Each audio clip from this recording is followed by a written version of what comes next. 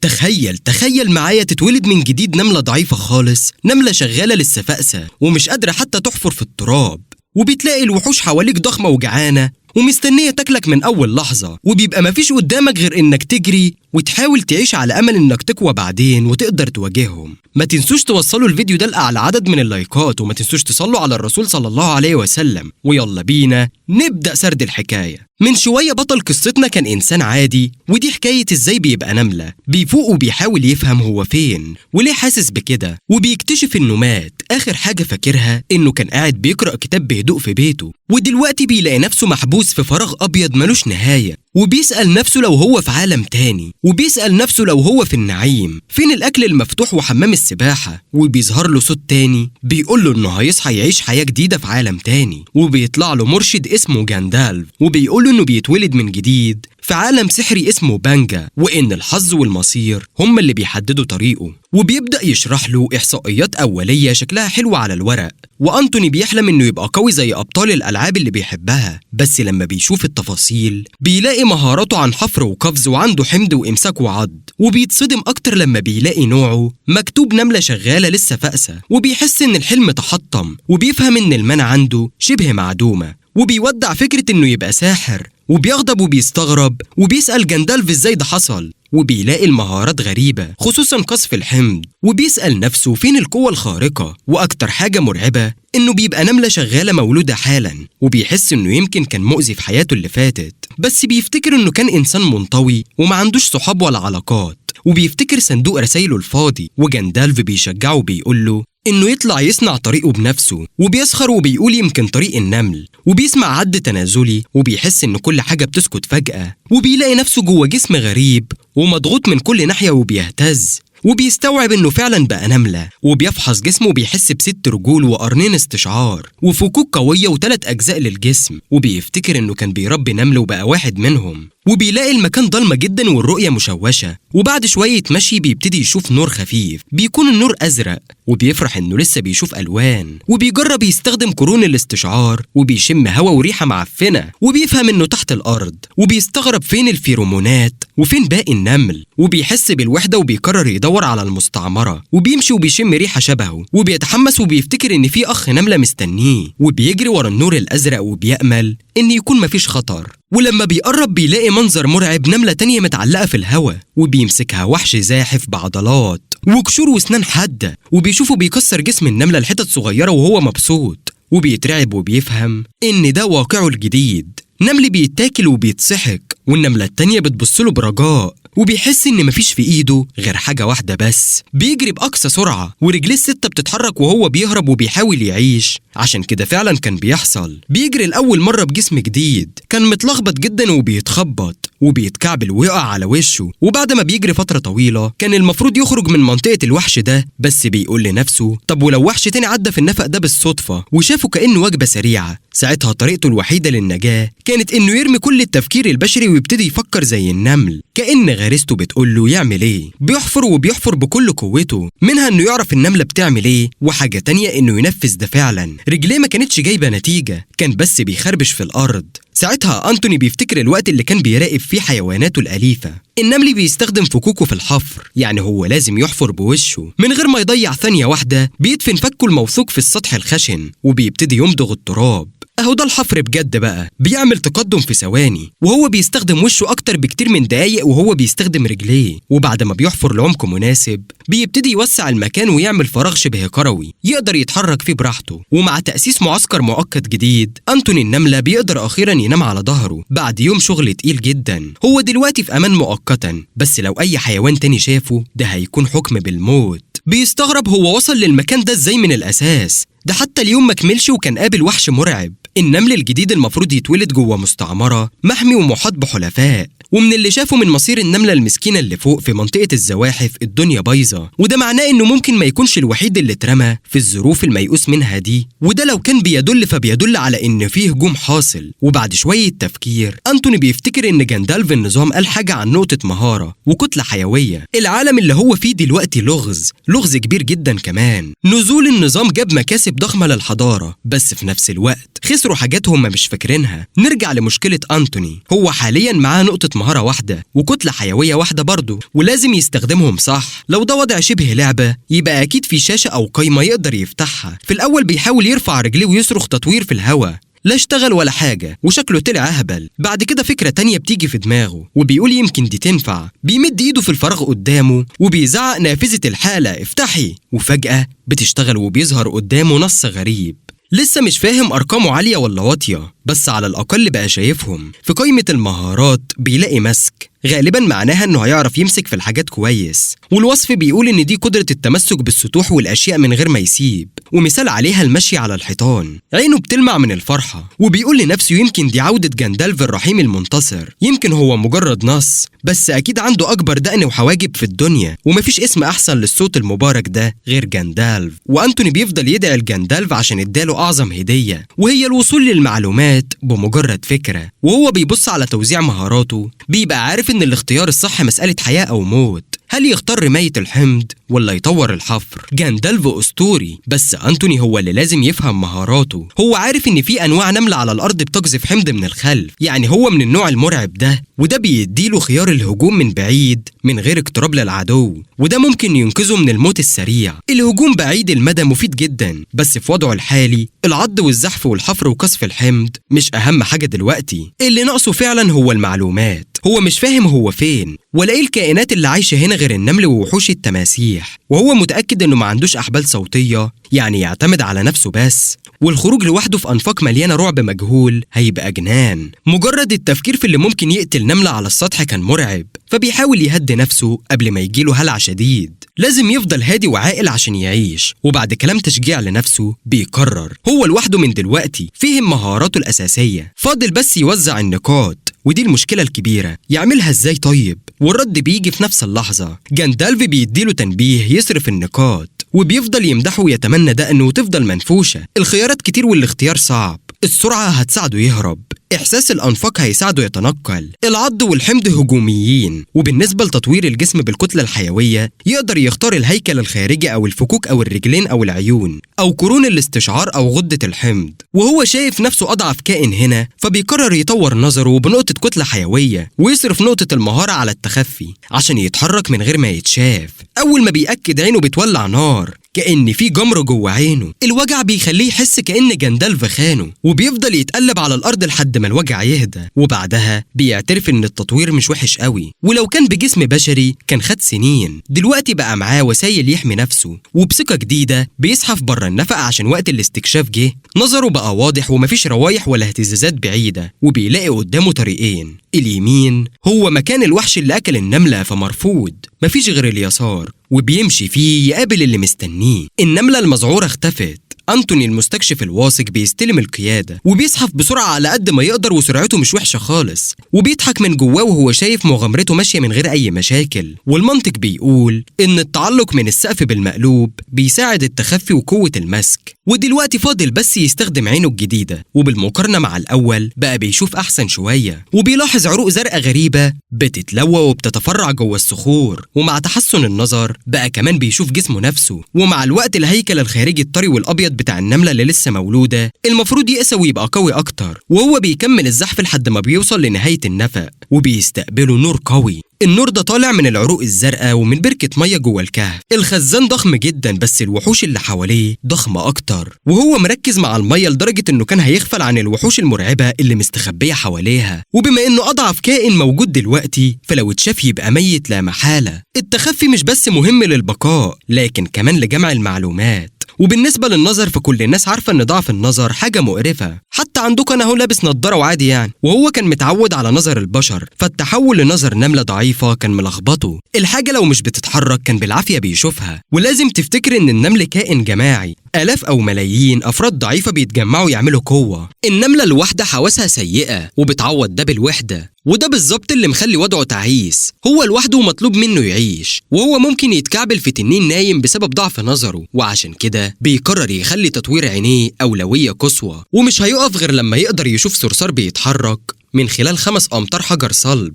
وبعد شوية وقت الهيكل الخارجي الأحمر الجديد بيتكون، وهو بيعاين الجرف اللي فوق البركة وبيبتدي يسمع أصوات مرعبة حواليه، وبيطلع على الحيطان وهو عارف إنه محتاج يقرب أكتر. وبعد دقايق من التمسك والجري لحد فوق بيبقى قريب من مصدر الصوت، وبيمسح الأرض بعينه المحسنة بس مش قادر يحدد المكان، والخطوط الزرقاء الغريبة اللي بتتحرك على السطح معطلاه. ولما بيشوف نقط المية نازلة من السقف أخيرا بيشوف مصدر البركة، بس ده مش المفروض يكون مصدر الصوت الغريب. أنتوني بيشد تركيزه لأن أكيد في حاجة تانية مش شايفها، وكان المفروض يفهم بديهيا بس ما ربطش الموضوع. طبعا الوحوش هي اللي بتطلع الأصوات، ومن أمان السقف بيراقب وحش شبه الذئب وهو بيزمجر، ولما بياخد باله إن عين الوحش بتلف ناحيته بيستخبى ورا صخرة بارزة كانت قريبة قوي وخطيرة، ويمكن ده الوقت المناسب يجرب قدرته الجديدة. أنتوني بيشغل مهارة التخفي الجديدة وهيكله الأحمر بيبقى شفاف. المنظر مرعب وجميل في نفس الوقت، ومع اختفائه يقدر يراقب البركة براحة. هو كان بالفعل شاف وحش الذئب السحلية المقرف، واللي بعده أسوأ أعدائه الوحش التمساح الخبيث اللي دمر عشه وقتل النمل. وهو بيبص على تشكيلة الوحوش بيحس إن في حاجة غلط، محدش فيهم بيهاجم التاني، كأن في اتفاق هادي بينهم، وبيفكر يمكن فاتوا اجتماع سلام للوحوش ولا حاجة. وبيعرف إنه مش هيعرف الحقيقة وهو ثابت في مكانه، ويمكن يقرب شوية بس لازم يفكر نفسه إن الهدوء يكسب. النزول من السقف بياخد وقت بسبب حجمه، ولو النمل بيعرق كانت المية غرقت المكان، بس المجهود ده مش رايح هدر لأن التخفي بيطلع مستوى 2 وبيوصل لمكان أقرب. وشكه في المهارات كان صح، الاستخدام المستمر بيقويها، الاختباء والمراقبة بيخليه يكسب معلومة ويطور مهارة، وثقته بتعلى بس بيكبحها بسرعة لأن الغرور هيقتله. لو اتشاف يبقى انتهى، وبيهدى ويقرب كفاية يشوف مجموعة وحوش جديدة حوالين المية، وحوش متشابكة وصعب يميزها. ولما بيقرب بيشوف عيون حمراء ثاقبة وكلابات زرقاء وأرجل كتير قوي، مئات الأرجل، وبيشوف شكل 44 وبيتفزع حرفيا من المنظر، وبيشتم المكان ده عشان قرفه وبيحتاج دواء. أما آخر وحش سحلية شوكية مش شكله سيء قوي بس الشوك بتاعه خطر طبعا، وهو عارف إنه أضعفهم دلوقتي بس شايف فرصة إنه يحولهم كلهم لمصدر كتلة حيوية، بس ده محتاج تجهيز كويس. وخلال ساعات بيقعد يراقب البركة وبيغير مكانه بحذر، وبيلاحظ تحركاتهم وطرق خروجهم. في أول ساعة 44 والتمساح بيمشوا لنفس المخرج، في تاني ساعة وحوش الذئب بيمشوا لنفق في الجنوب، وفي تالت ساعة السحلية الشوكية بتطلع على الحيطة وبتختفي، وبيضحك وبيسميها أخته الساكنة في الحيطان. جلسة التجسس دي بترفع التخفي لمستوى 3. الصبر هنا ليه تمن، وبيوصل لمخرج بيته وبيحفر آخر حفرة، ومش قادر يرتاح لأن لسه فيه شغل، وبيوسع عشه أكتر بالحفر، وبيستخدم فكه وبيمضغ الأرض بحماس. ولما بيوصل لمستوى الحفر 2 بيجيله تنبيه إنه أمن عش مناسب، وبعد تعب بيريح شوية. وطبعا بيحس بالجوع بعد كل ده وبطنه بتكركر، وبيقنع نفسه يستنى، ولما يصحى هيصطاد أول فريسة. وتاني يوم بيجي بسرعة وهو واقف على سقف الكهف ومخالبه مغروسة في الصخر. الجوع بيبقى مالي دماغه ومش قادر يفكر في حاجة غيره، وبيبلع ريقه من منظر الوحوش، بس الجوع بيسبب له شوية ضعف ورعشة، وطاقته بتخلص شوية بشوية، ودماغه مليانة بشوكولاتة وعيش وتورت واستيكات من حياته السابقة، من حياته القديمة. الجوع بيوصل لدرجة وحشة وبيخلي دماغه بتلعب بيه. آخر مرة بيشوف وحش التمساح كان حاسس إنه شبه حتة لحمة وكان هيترمي من السقف ويعضه. وحتى 44 المقرفة بتبتدي تبان ليه زي طبق مكرونة شهي متقدم على صينية دهب كده. أنتوني لازم يتصرف مع الجوع ده قبل ما يضيع نفسه ويعض حاجة ما ينفعش تتاكل. هو محضر خطوته الجاية بقاله كتير قوي ومش هيسمح لمعدته تعطل تقدمه. يومين كاملين بيقعد يحضر، يومين من الشغل والترتيب، بيدرس كل تفصيلة في الجزء ده من الكهف بدقة مرعبة. وهو بيبص للبركة الغامضة بيبقى عارف إن الوقوع فيها مش هيكون سباحة لطيفة خالص. ومن الحاجات الكويسة اللي طلعت من ضغطه على نفسه وهو مفعل التخفي طول الوقت إن المهارة بتعلى للمستوى الرابع، وبسبب إنه بيقضي وقت فراغه في الحفر وتوسيع مخبأه قدرة الحفر بتطلع للمستوى الثالث. ده اللي أنتوني بيعمله، بيحضر وبيكبر كده. الضعيف بيقدر يستهدف القوي، بس الجوع عدو صعب وكل اللي يقدر يعمله إنه يتمنى يصطاد فريسته الأولى قريب. وفجأة كرون استشعاره بتترعش وبيشم ريحة نتنة معفنة طالعة من الوحش، ولما بيشوف انعكاس نور في عينين زواحف جوه شق في الحيطة بيعرف إن اللحظة قربت. الفريسة اللي اختارها كانت بتستخدم حيطة الكهف مكان للراحة، وبتنزل مرة كل يوم تشرب من البركة. يعني كائن شبه معزول وحركته متوقعة، كائن ممكن يتغلب عليه. وبعد دقايق السحلية الشوكية بتطلع من مخبأها عشان شربتها اليومية، وده الوقت المناسب يشوف تحضيره هينجح ولا لأ. بيفعل التخفي وبيمشي بهدوء على الحيطة وبيحاول يقرب من فريسته، وبيطمن معدته وبيقول لها الوقت مش هيطول عشان ياكلوا، بس نوصل للوضع الصح ونضرب والموضوع يخلص. ولما بيقرب من الشوك بيعرف إن وغزة واحدة منهم مرعبة، بس مش وقت خوف. الخوف بيقتل التفكير، ومعدته مستنية النتيجة. هو محضر كويس ومش مستحمل أي تشتيت.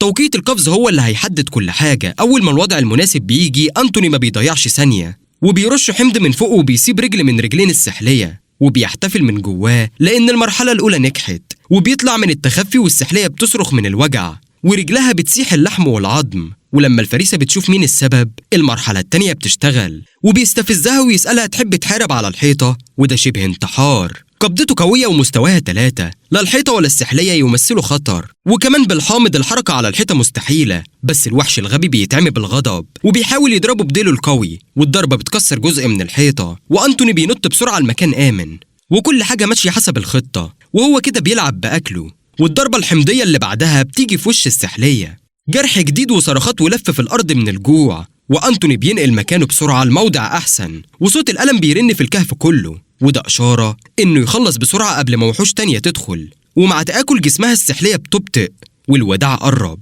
بس قبل ما قوتها تخلص بتطلع ضربة ديل أخيرة. الضربة دي بتفاجئه، الهجوم السريع وخبطة الديل بيخلوه يتلخبط، بس المسافة بتديله ثانية يتفاداها بخضة. ومع آخر قوة ضاعت في الهجوم الفاشل الفرصة بتظهر من سقف الكهف، بينط بفكه وبيعض وبيمسك، وصوت قرقشة خشن بيملى المكان كله، وما بيسيبش الجلد الخشن لأن دي المرحلة الأخيرة. المرحلة الأخيرة بسيطة، معركة صبر، وهو بيضغط بعضة لحد ما يقعوا من على الحيطة، وبيخلي السحلية تحت تاخد صدمة الوقوع وهو مكمل عض.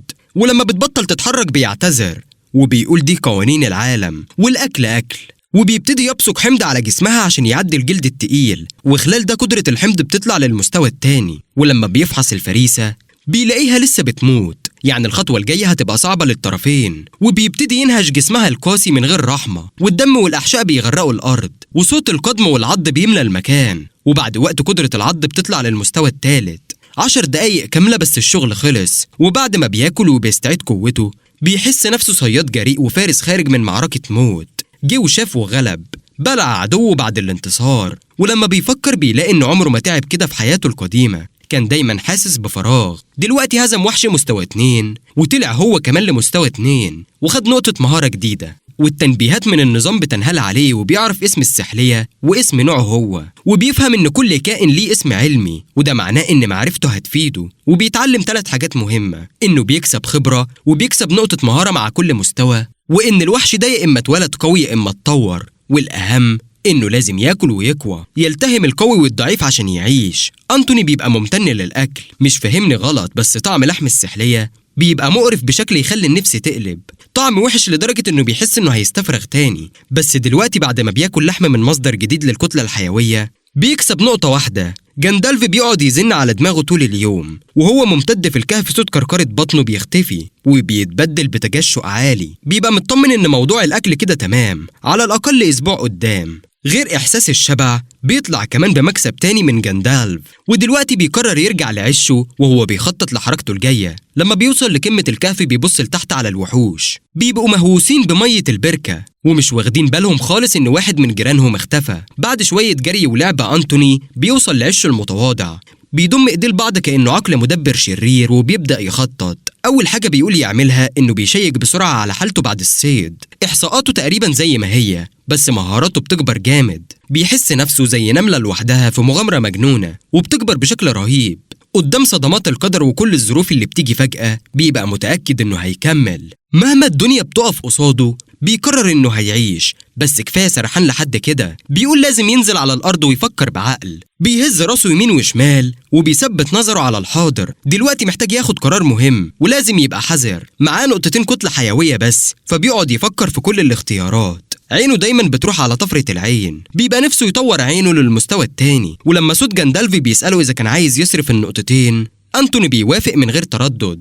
إحساس حرقان عينه دايما بيبقى صعب عليه ومش بيعتاد عليه أبدا، بيكره الوجع ده. وبعد شوية عينه بتدمع من الألم، بس الموضوع بيخلص. نظره لسه أضعف من نظر الإنسان العادي، بس بيقول يمشي حاله. بعد كده بيجي دور نقطة المهارة الوحيدة. القرار ده بيبقى سهل لأنه من زمان محدد مهارة اسمها الإحساس بالأنفاق.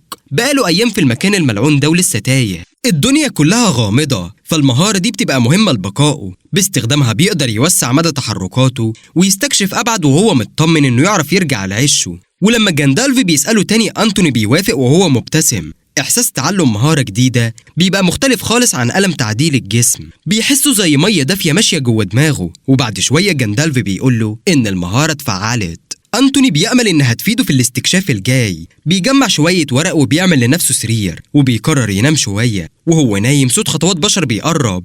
2 شكلهم بني آدمين ماشيين في الغابة ومعاهم نور واحد. الست بتسأل الراجل إذا كان شاف حاجة، وهو بيطمنها وبيقول دماغه بس بتلعب بيه، وبيقول أي وحش يقرب لهم هيشوف يوم أسود. وأنتوني ببطنه الشبعانة بينام نوم عميق، بس فجأة بيصحى مفزوع وبيقع على وشه، وبيقول كان لازم يتوقع كده، الأحلام الحلوة دايما بتبقى كدابة. بس الصحوة دي بتخليه يركز وبيقرر يبدأ استكشاف ويدور على فريسة جديدة. بيضحك ضحكة شريرة، وقبل ما يبدأ بيحاول يفتح ملف السحلية. بيجرب كلمات كتير ومفيش حاجة بتنفع، وفي الآخر بيصرخ باسمها وبيفاجأ إن الملف بيفتح وبيقرأ إن السحلية شوكية وعندها سم. وبيحبط شوية بس بيقول ده ملف أساسي، وبيقرر يرجع يراقب البركة. وهو ماشي بيغني ومبسوط، ولاحظ إن المية بتنور أكتر، والأغرب إنه عمره ما حس بالعطش. وهو بيفضل مستغرب وبيفكر في سر البركة. هو كان المفروض يبقى وحش زيهم صح؟ طب إيه اللي بيخلي باقي سكان الكهف بيشربوا المية وهو شخصيا مش حاسس برغبة لكده؟ هل فيهم حاجة مختلفة عنه ولا هو اللي مختلف؟ ومع الأسئلة دي في دماغه، أنتوني كان عارف هو لازم يعمل إيه بعد كده. بينزل من على السقف وبيقرر يحقق بنفسه في مية البركة الغامضة، وبيطلع منها عايش. النزول هناك ممكن يبقى خطير جدا، عشان كده لازم يمشي واحدة واحدة وباله يكون طويل. وحتى قدام كتلة أم 44 المرعبة بيفكر نفسه ما يندفعش بسرعة. وهو بيراقب الوحوش حواليه بيلاحظ إن نسبة كبيرة منهم شبه الزواحف. في وحش تمساح ماشي على رجلين، وفي سحلية مليانة شوك. كل وحش فيهم عنده حاجة زاحفة في جسمه. يمكن ده مش صدفة. وهو سرحان في التفكير ما خدش باله إن سحلية ذئب كانت بتيجي عليه بفضول وعدوانية. وقبل ما تنقض عليه فجأة الكلب السحلية بيبدأ يتراجع بتوتر، وده بيحير أنتوني. لما بيبص وراه بيلاقي إن سحلية الذئب كانت خايفة من أم 44 الضخمة.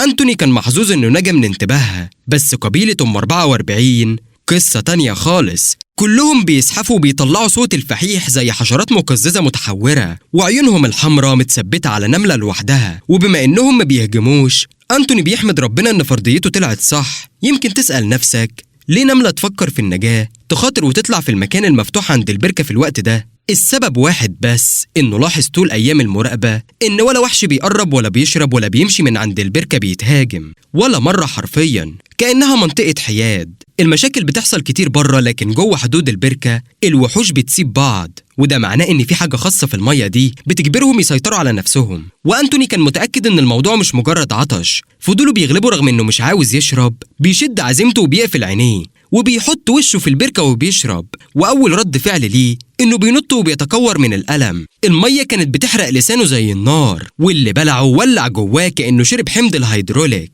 هو ده اللي كل الوحوش دي بتيجي عشانه كل يوم. هم مستحملين مية الموت الحارقة دي عادي. هو ايه الغلط فيهم؟ هو اتولد في كهف مليان وحوش بتحب الألم، وبرغم الحرقان ما حسش بأي تغيير في صحته. كان متوقع حاجة ضخمة تحصل، بس مفيش أي حاجة حصلت. بما إنه عمل اللي جه يعمله، قرر يسيب المكان ويكمل استكشاف الكهف. وقبل ما يمشي ما قدرش يمنع نفسه من شربة كمان. المرة دي بيشفط المية بكل قوته، والألم بيرجع أقوى، وبيتقلب على الأرض وبيبصق المية وبيرجع أغلب اللي شربه. وبيقرر إن المية دي حاجة بشعة، وبيوعد نفسه ما يقرب لهاش تاني أبدا. وبعد ما خلص موضوع البركة بيبدأ يوسع استكشافه، وبيستخدم إحساس الأنفاق الجديد.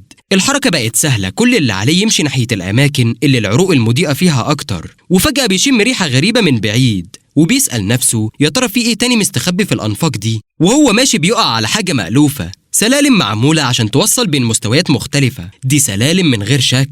وهو بيبص لتحت بيلاقي الخطوط الزرقاء الملتوية موجودة، وبدافع الفضول بينزل بسرعة يشوف. السلالم محفورة في الصخر وفيها زخارف على كل درجة. مين يقدر ينحت صخر بالشكل ده؟ الإجابة واضحة، بشر. ودي أول علامة حقيقية يشوفها على وجود مخلوقات شبه البشر في العالم ده. وبيحلم يقابل أقزام أو إلفات أسطوريين، وكل ما يفكر بيحس إن الدنيا بقت أمتع. وهو نازل نص السكة بيسأل نفسه ليه السلالم هنا بالذات؟ وبعقله الذكي بيستنتج إن النفق ده مستخدم كتير، وده معناه إن في طرق تانية وسلالم أكتر، ويمكن طريق للسطح. الفكرة بتديله شجاعة يكمل. وهو نازل بيفكر يستخدم السلالم عشان يقيس نفسه، وبالمقارنة بيكتشف إنه حوالي متر طول، وده معناه إن الوحوش الضخمة بالنسبة ليه صغيرة قدام إنسان، وبيبدأ يشك إن دي مجرد وحوش سهلة، بس الفكرة دي بتخوفه أكتر. لو دول ضعاف يبقى اللي تحت أخطر، فبيقرر ما يكملش لتحت دلوقتي. ولما بيطلع لطابق تاني بيشوف مشاعل على الحيطان، وكل ما بيدخل أكتر علامات الحضارة بتزيد،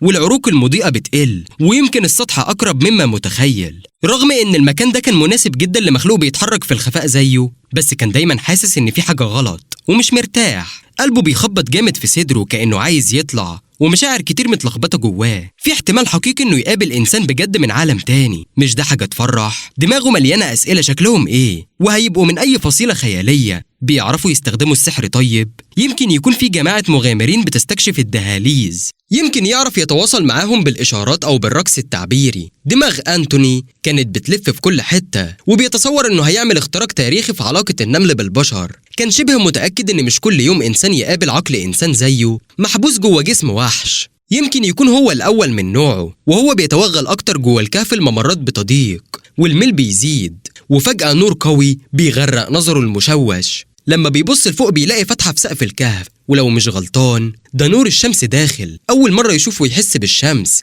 بيعتذر للنور الأسطوري إنه ما كانش مقدر النعمة دي في حياته اللي فاتت، ومع اكتشاف الشمس بيستنتج إن السطح والعالم الخارجي أقرب بكتير مما كان فاكر. لما بيبص في الاتجاه التاني بيلاقي مصادر نور أكتر قدامه، وده معناه إن في إنشاءات بشرية زيادة. ولسه ما كملش الفكرة لقى نفسه قدام باب خشب مفتوح شوية، ومن شكل المكان بيحس إنه أوضة حراسة جوه دهليز. بس الغريب أكتر هو النور الأحمر اللي طالع من الشباك. نور مختلف لأنه بيتحرك مع صوت خطوات سريعة. مين كان يتخيل إنهم بشر حقيقيين لابسين دروع خفيفة وماسكين جهاز بينور. أنتوني كان واقف مبهور بالجهاز اللي واضح إنه بيكشف وجود الوحوش، ومع ضلمة الكهوف دي التنقل أكيد صعب طبعا. الست ماسكة الجهاز والراجل بيطلع نور سحري من إيده الاتنين. المنظر كان غير حقيقي، بس أنتوني متأكد إن ده سحر بجد. بيحمد الساحر العجوز إنه جابوا العالم فيه سحر، وبيفكر هل ممكن يعلموه تعويذات. وهو سرحان ومليان حماس الراجل بيبدأ يوجه إيده ناحية أنتوني. ساعتها بيفهم إن البلورة الحمراء بتكشف الوحوش، وده معناه إنها شغالة دلوقتي. هو نسي نفسه من الحماس ونسي إنه وحش، ولقى نفسه مستهدف بتعويذة. كده خلاص هيموت. الموضوع ما كانش المفروض يمشي كده، بس القرار الصح دلوقتي إنه بيجري زي حشرة. أنتوني بيجري وبيحاول يستعطفهم، بس ما بيعرفش يتكلم. ومع زيادة الطين بلة بيتكعبل في حجر وهو بيهرب. كان نفسه يقول إنه نملة صغيرة ومش مؤذية، بس كرة نار معمولة من طاقة كانت قربت منه. ما جاتش فيه مباشرة، بس رجليه وجعته من الجري والوقوع. دماغه بيقول اتحرك ورجليه مش راضية، وهو محاصر ومش قادر يتحرك. كرة نار أكتر بتترمي عليه. بيجمع كل قوته وبيجري تاني، بيستخبى ورا الأعمدة، بس الاختباء منفعش. ومن زاوية تانية سهم كان قرب يخترق بطنه. لو عايز يطلع عايش لازم يعمل تشتيت قوي، بس الأول لازم يلاقي طريق هروب. بيتخبط في أنفاق عشوائية وبيستخدم إحساسه بالأنفاق عشان يعرف الطريق ينفع ولا لأ. بعد ما بيعدي 3 طرق بيوصل لنفق طالع منه ريحة مقرفة جدا، والبشر قربوا منه، فبيقرر يتصرف كوحش وبيطلع رشة حمض ناحيتهم. الحركة ما عطلتهمش غير لحظة، وبيردوا بسهم تاني. أنتوني بقى أسرع في رد فعله، وبيتفادى السهم وهو بينخفض. المؤكد إن محاولته العلاقة بين البشر ووحش النمل اتحرقت. كرة نار كتير بتطارده كأنها بتتبعه لوحدها. بيجري لحد ما فقد الإحساس بالمكان، وبيخبط في صخرة بارزة، وبفضل الحظ بيعيش وبيلاقي نفسه جوه نفق ضيق. لما بيفوق وبيفهم اللي حصل بيقعد يلوم نفسه على غبائه. نسي يفكر إنه مش إنسان تاني، ومع كده امتيازاته كإنسان راحت. من دلوقتي لازم يتعامل دايما على أساس إنه وحش نملة طوله 1 متر، ولازم ياخد باله كويس في أي تعامل مع غيره. بيسمع من الناحية التانية أصوات صفير مخيفة، بيحس إنه غلط قبل كده، بس بيحاول يفوق بسرعة. بيفكر إيه الأفضل ليه دلوقتي، يواجه الحشرات المليانة أرجل ولا النيران اللي وراه من البشر. بس لما الراجل اللي كان بيجري وراه بالنيران ظهر راسه من التوكة الصغيرة، بيحس إن اختياره اتحدد من نفسه. بيضغط على البنزين وبيجري عشان يحافظ على حياته، وبتنطلق النار من إيد الراجل التاني. وبفضل إنه سريع وبيختفي في الضلمة قبل ما السحر يخلص، بيستعمل إحساس التوكة وبيعدي من الممرات الضيقة بتاعتها بخبرة. بيحس إن مجموعة الحشرات مش بعيدة. بيحفز نفسه بخطة لحظية. كل اللي عليه يعمله إنه يستعمل الحشرات كطعم للبشر، وبفضل إن عنده القدرة على الاختفاء عشان يختفي عن الحشرات المقرفة. بيحسب إنه يقدر يستعمل رشاش الحمض عشان يزعل الحشرات. بس اللي بعد كده هيحدد مصيره. بيبدأ السباق مع الزمن وبيشك هل هيقدر ينجح ولا لأ. بيوقف الاختفاء وبيحس إن مفيش خيارات تانية، دلوقتي أو عمره، يا يموت دلوقتي يا يعيش. بيصوب مؤخرته على الكتلة وبيبدأ يرش الحمض على الحشرات. بيركز الرش عشان يضرب كل الحشرات، بس الحمض مش قوي كفاية عشان يخترق أجسامها. بس مش مهم، هو مش عايز يقتلهم أصلا، بس نجح في اللي كان عايزه، هو إنه يزعل الحشرات وبتجري وراه بأرجلها الكتيرة. بيبدأ السباق مع الزمن رسمي. بعد دقايق من الجري المكثف بيبكي من قد إيه الموقف معقد. بيحاول يوصل لمخرج التوكة بسرعة وبيلاقي نفسه على وشك النفاذ قبل ما ينفذ خطة الطعم.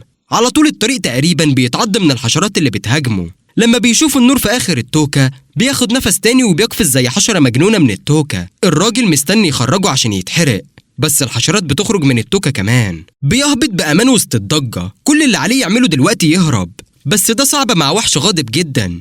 الجري مش هيفيد. بيطوي جسمه وبيردد إنه مش عايز يموت، وكأن دعواته بتستجاب. الحشرات بتنفجر قبل ما توصل ليه. البشر اللي ورا التوكة بيحاولوا يمسكوا النملة. بيحافظ على راسه وبيحاول ما يلفتش الانتباه. بيشوف إن دي فرصته للهروب. بيتحرك بحذر وسط المعركة، لو مش كده كان هيهرب تمام. بس الحشرات المتأخرة بتلاحقه. بيتلهب اللي وراه لما بيصطدم برجل واحد من البشر من قدام. بينزلق لورا قبل ما الرمح يخترقه. الضربة اللي كانت المفروض تجيله ضربت الحشرات اللي كانوا وراه. بيشكر النظام الأسطوري على الحظ وبيحس إنه محمي مرات كتير. كان عايز يشكر جندالف أكتر، بس هو لسه في ورطة. الحظ مش هيكفي يوقف الأعداء اللي وراه. العدو الأول حارس البريد البشري، والعدو التاني وحش الحشرات.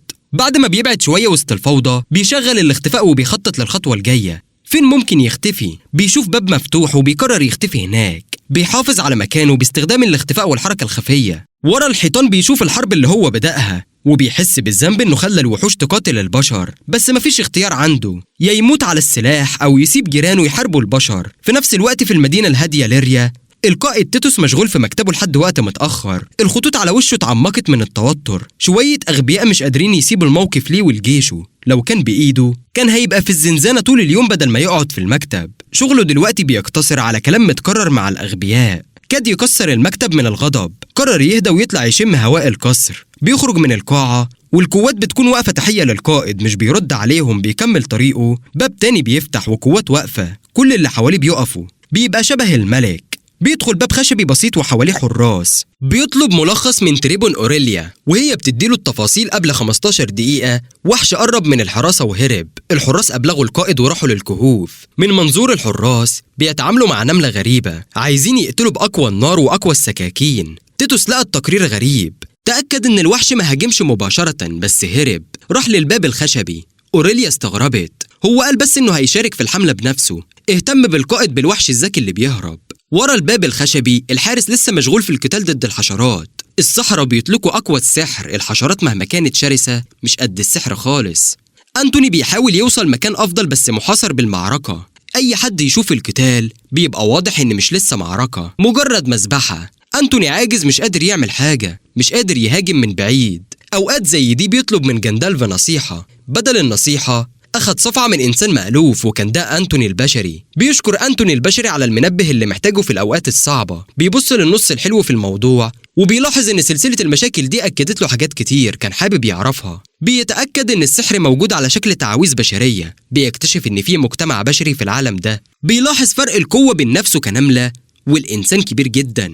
بيتعلم درس مهم جدا. بيكتشف إن الملك الحقيقي للصفات هو الصحة. بعد ما انفجر بالحجارة واتحرق من كرات النار بيلاحظ إن صحته وصلت للحد الحرج. بيبقى عنده 15 نقطة صحة بس، تقريبا نص قوته. بس أخيرا بيعرف قد إيه الضرر اللي هيتعرض له في القتال. بيلاحظ إن تمن الدرس ده إنه لازم يلاقي طريقة لإعادة النقاط المفقودة. بيفكر في طرق للرجوع للمنطقة الخضراء. بيحس إن صحته هتتعافى لوحدها مع الوقت، بس يمكن الموضوع يحتاج مجهود أكتر، وبيحتاج يشفي جراحه بطريقة يدوية. على أي حال مش قادر يضيع الفرصة الذهبية للحرب اللي بدأها قدمتها له. بيشوف عدد لا نهائي تقريبا من جثث الوحوش مرمية على الأرض زي بوفيه، بعضها اتحرق من النار.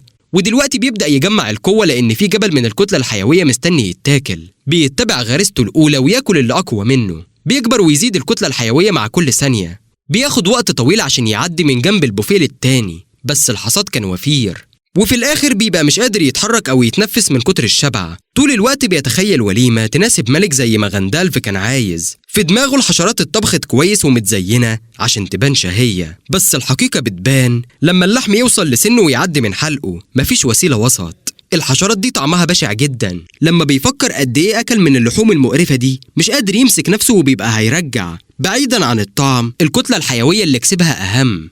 وليمة الملك فتحت ليه الملف الأساسي لفارسته، قرن الغرزة. بيفتحه فورا ولسه ملوش فايدة زي ما العادة. بيقول إن الحشرة دي ليها مخلب قوي ولدغة سامة في الديل. قبل ما يصرف الكتلة الحيوية اللي كسبها بيقرر يبص على إحصائياته الأول. كل حاجة ماشية كويس بالنسبة للمهارات والإحصائيات. كمان صحته بدأت تتعافى شوية بعد فترة. دلوقتي عنده نقطتين كتلة حيوية يقدر يصرفهم على أي حاجة. حسب كتاب الطريق الأسطوري النظام بيرفع كل الكائنات، بس لو البشر متحدين بس يقدروا يوصلوا للهدف النهائي. بيقعد في راحة عشه أخيرا بعد يوم مرهق.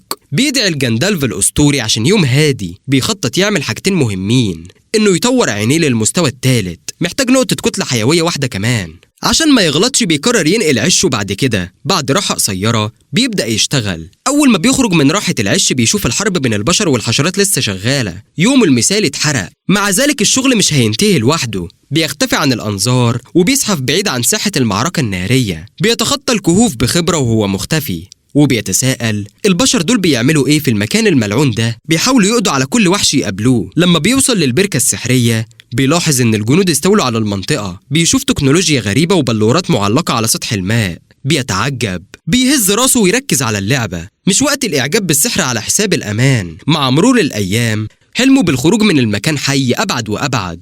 هيبقى غرور لو فكر انه يقدر يتسلل من جيش كامل في الوقت الحالي. الاختباء في العش ممكن يخليه يتعرض لهجوم. الواقع بيقول انه مفيش خيار غير متاح دلوقتي، بس من غير ترقيات كافية الاختيار ده هيؤدي لموت مبكر. يمكن ما يلاقيش حتى تابوت نمل. دلوقتي الطريق الوحيد صعب، العودة لنقطة الولادة. عرين وحش الكروكة بيودع عشه اللي حماه لحد دلوقتي. قضى وقت جميل في الحفرة. لو كان معاه أصدقاء نمل كان هيبقى بيت حقيقي. بيتذكر أصدقاء النمل وبيفكر إنه فرصة ممتازة يلاقي عش ميلاده. لو اتجمع مع المستعمرة وأصحابه حياته مش هتبقى وحشة. الوحش اللي خطفه قبل الولادة مش هيبعد كتير عن عش البيت. حسب التفاصيل المستعمرة في واحدة من 3 ممرات من نقطة الولادة. باختياره التفاؤل بيبدأ رحلته. هدفه النهائي يلاقي الملكة وأصحابه.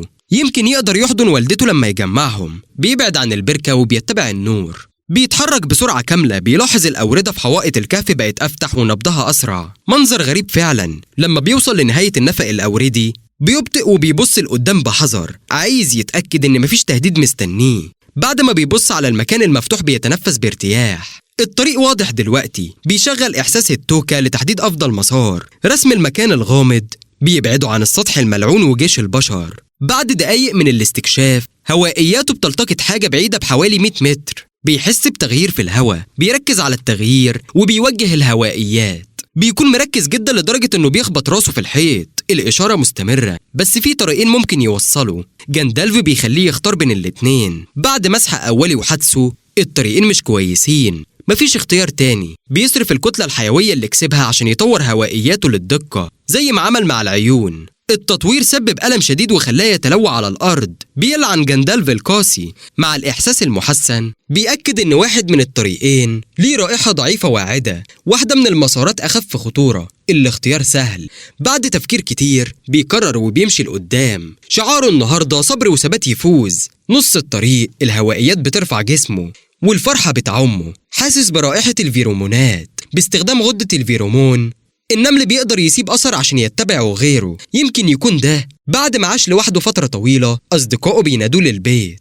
لو شاف إيه في الآخر مش هيحتفل نهائي. مصايد من الحرير موزعة في المكان ومخلوق مستني الضحايا. بيتحرك بسرعة زي الريح وهو بيتبع أثر الفيرومونات. مبسوط ومتحمس جدا. مستعمرة النمل بتناديه وبتنور الطريق. نص الرحلة بيتأكد من نفسه. مش قادر يسرع دلوقتي أكتر. لسه فاكر تمن الاندفاع. صحته ما رجعتش بالكامل. لازم يفضل ماشي في الطريق المجهول لحد ما يلاقي مسار آمن. مع تقدمه بيلاحظ النفق بقى غير منتظم. بيزهق من التعرجات الكتيرة. الاهتزازات في الهواء بتزيد. حدسه بيقول له إن حاجة هتحصل. في الآخر بيوصل نقطة ضيقة. النفق بيتفرع لشبكة فوضوية من المسارات. بيدوخ وبيحاول يتتبع الآمن.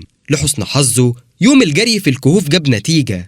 إحساس التوكة وصل للمستوى التاني، بيحسن قدرته على تحديد الاتجاه تحت الأرض. المهارة دي أكتر حاجة يعتمد عليها. عشان يكمل بيخطط يعمل علامات بسيطة على الطرق اللي مر بيها يمكن تساعده. الاختيار الأول أصعب حاجة، بس بسرعة بيختار الطريق اليمين. الطريق مش طويل، بيوصل لمكان مفتوح تاني بسرعة. بيشوف بره مجموعة من الفئران بذيول سحالي بتقطم عظام فرائسهم التعيسة. بيقلب مؤخرته على طول وبيجري للغرفة اللي قبل كده. بيحاول ياخد نفسه وبيفكر في الخطوة الجاية بعد ما أول خطوة فشلت.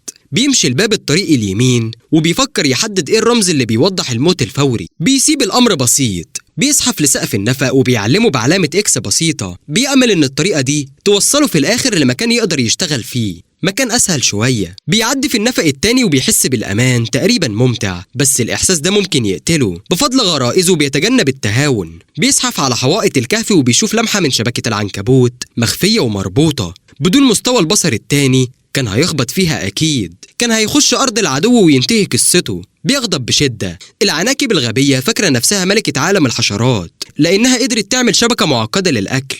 بيشوفهم كسالى بيعتمدوا على شبكتهم بدل ما يتحركوا. بيعتبر النملة الشغالة الصادقة أعلى درجات الشرف. لو عنده حوالي 200 من إخواته هنا كان هيقدر يسيطر على العنكبوت. مش قادر يوصف قد إيه بيكره العناكب.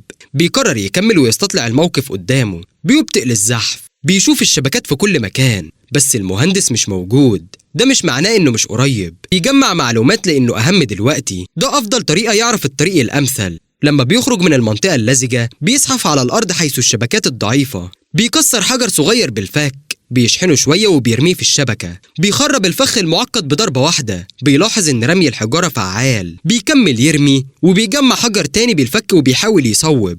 بيبقى زي لاعب محترف في رمي الحجارة. لما بيفتح مسار آمن نسبياً بيجري لقدام. بيعرف إن مهندس الفخ لازم يكون قريب.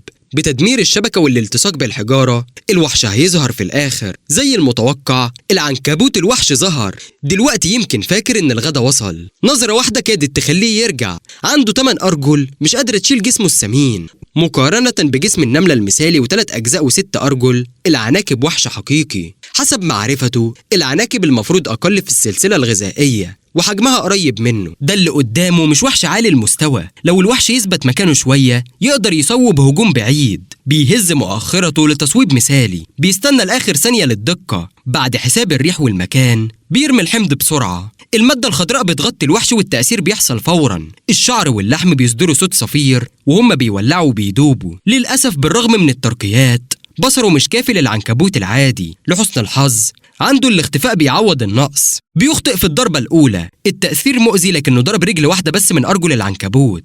بعد الهجوم الأول بيتبع العنكبوت بهدوء. العنكبوت فاكر نفسه آمن في الظلال لكن مهارات تتبعه ممتازة. لما بيحصل على زاوية أفضل بالاختفاء بيرمي الضربة التانية بثقة. المرة دي بتضرب الهدف تمام. صوت الصفير بيزيد والعنكبوت بيدوب حي. بيوقف الاختفاء وبيستفز العنكبوت عشان يجري وراه. دي الطريقة لعزل الجبان من ميزته. بالرغم من الكلام بيعترف إنه بيترعب من جواه من هجوم العنكبوت. على الأقل وصل للمنطقة الآمنة قبل ما يلحقه. لو الأسوأ حصل يمكن يرجع للذئاب والسحالي. بيسيب العنكبوت والذئاب يتقاتلوا وهو بيتفرج.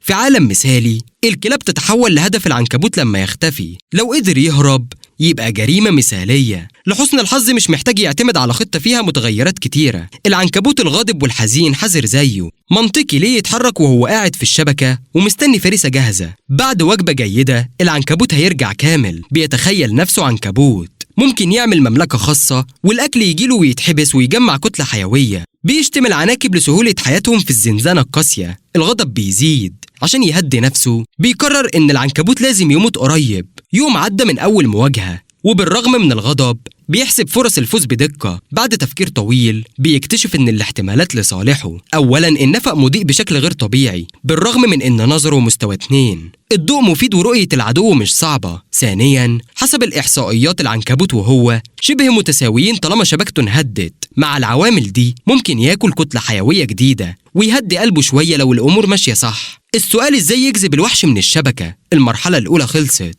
الضربتين بالحمض من أمس ممكن تكون نقصت العنكبوت حوالي 5 نقاط صحة. الطريقة الآمنة هي استمرار المضايقة. نصب كمين للوحش كذا مرة لحد ما ينجح. ضربة واحدة من الأنياب السامة ممكن توديه المأزق. بإصدار هوائياته للأمام وعيونه مفتوحة ومركز في المطاردة بيبدأ مش قادر يغلط. بسرعة بيوصل لطريق مليان شبكات، بيفتح كل الطريق ومفيش أي أثر للمهندس في الأول. لحسن الحظ بيلاقي كومة بيض عنكبوت مخبأة قريب، قاسية شوية دي بس أفضل أداة لجذب العنكبوت، زي الحجارة من أمس. بيبدأ يرمي البيض على الشبكة بيأمل يقنع العنكبوت إن فريسة شهية اتقفلت. بيكمل وبيرمي لحد ما العدو بيظهر. بعد آخر بيضة كل اللي عليه يقعد ويستنى ويراقب. بيختبئ ورا حجر وعنده رؤية واضحة للبيض. ساعات عدت ولسه العنكبوت مش ظاهر، يمكن خاف زيادة من المرة اللي فاتت. للتأكد بيرمي حجر في البيض، ولما الحيلة القديمة ما نفعتش بيبدأ المرحلة التانية، محتاجة دقة مش قوة. بيجمع شوية حصى صغيرين من الأرض، النوع اللي ما بيهزش الشبكة، مش زي الحجارة الكبيرة. بدل ما يرميهم بيحطهم برفقة على الشبكة، بالكاد يحرك أي حاجة. باستخدام التقنية دي بيخطط يتسلل من دون تحريك أي إنذار. بعد ما عمل فجوة كبيرة بيخش بحذر عميق في أراضي العدو، عمره ما وصل لعمق الأماكن المجهولة قبل كده. الحرص ضروري لأن ممكن فيه خيوط مخفية، أي غلطة تبقى قاتلة. بعد دقايق من التسلل الصامت كل حواسه بتنبه لخطر وراه. العنكبوت كان بيراقبه طول الوقت. الغبي استنى لحد ما يدخل ملعبه بس جه من وراه. بيفتح فتحة في مؤخرته وبيرمي ضربة حمض إضافية، ضربة حاسمة مفيش غير حاجة يعملها دلوقتي. بيضحك بسخرية وبيجري من منطقة الشبكة وهو بيرمي الشتايم. بيحس بالقوة وبيحس إنه جزء من الريحة على السهول. غزال بيجري في المروج، بيتكبر على نفسه زيادة وبيتعلق في خيط فضفاض من الشبكة في الجو. بيتعثر وبيقع على الأرض ووشه بيضرب في الأرض. بيشتم نفسه على التهور، دلوقتي ممكن يموت قبل ما يقابل المستعمرة أو أي نملة تانية. بيبدأ يعيط صغير قوي على الموت. بيقعد يبكي من غير ما يعدي شهر، بيعيط دقيقة كاملة ولسه مفيش حاجة وحشة حصلت. بيكتشف إن الخيط الفضفاض سهل يتكسر. بيقلب وشه بيشوف العنكبوت الكبير نايم على الأرض ومؤخرته لسه مولعة من حمض ضربة امبارح. بيبالغ في تقدير الوحش ده، بياكل فريسته وبيكسب كتلة حيوية جديدة. الفقير عنكبوت صغير بيعتبر نفسه قاتل أطفال، الاسم مظبوط عليه. بيقلق إن العض من اللحمة القليلة مش هيديله نقطة كتلة حيوية واحدة. بيعترف إن الغضب اللي وجهه للعنصر الصغير كان غلط. بضربات حمض قليلة العنكبوت مات بدون فرصة للشفاء. صحة العنكبوت راحت خالص. التجربة من القتل مش كتير، بس بشكل مفاجئ كسب نقطتين كتلة حيوية لفتح نوع جديد وأكل بقاياه. ببطء وبهدوء بيخرج من المنطقة المليانة شبك عنكبوت وبيخرب العقبات اللاصقة في الطريق. بيحلم بعين مستوى 3 مع الرؤية بعيدة عن الخطر. بيقدر يركز على تطوير جسمه، يمكن يقدر يقاتل بدون خدع، بس مستعجل على نفسه، مش قادر يعتمد على الأماني. بيجمع شجاعته وبيخطط يكبر ويبقى نملة كبيرة. الطريقة الأوضح زيادة خبرة وتجميع نقاط مستوى، عشان كده بيبني مكان يصطاد فيه بأمان. كالعادة بيتوغل في الأنفاق المتعرجة بوضع الاختفاء. قريب من عش العنكبوت بيشوف منظر غريب، حفرة كبيرة بتنزل بعمق. ممكن نفترض ان العمق معناه خطورة اكبر، لو كده المكان ده ما ينفعش يستكشف دلوقتي. بيحفظه الوقت ما يكون واثق من فرصه. في أسوأ الحالات ده الطريق الوحيد. باستخدام هوائياته المطورة بيحاول يوجه احساس النفق لتقدير مستوى الخطر، بس عمقها كتير وما ينفعش يفحص صح. طول ما عنده اختيار يفضل ما ينزلش العمق الخطير زيادة عن اللازم. ممكن الحفرة دي تكون طريق مسدود، وكمان الأرض فوق خطرة، الموت المؤكد من البشر فوق.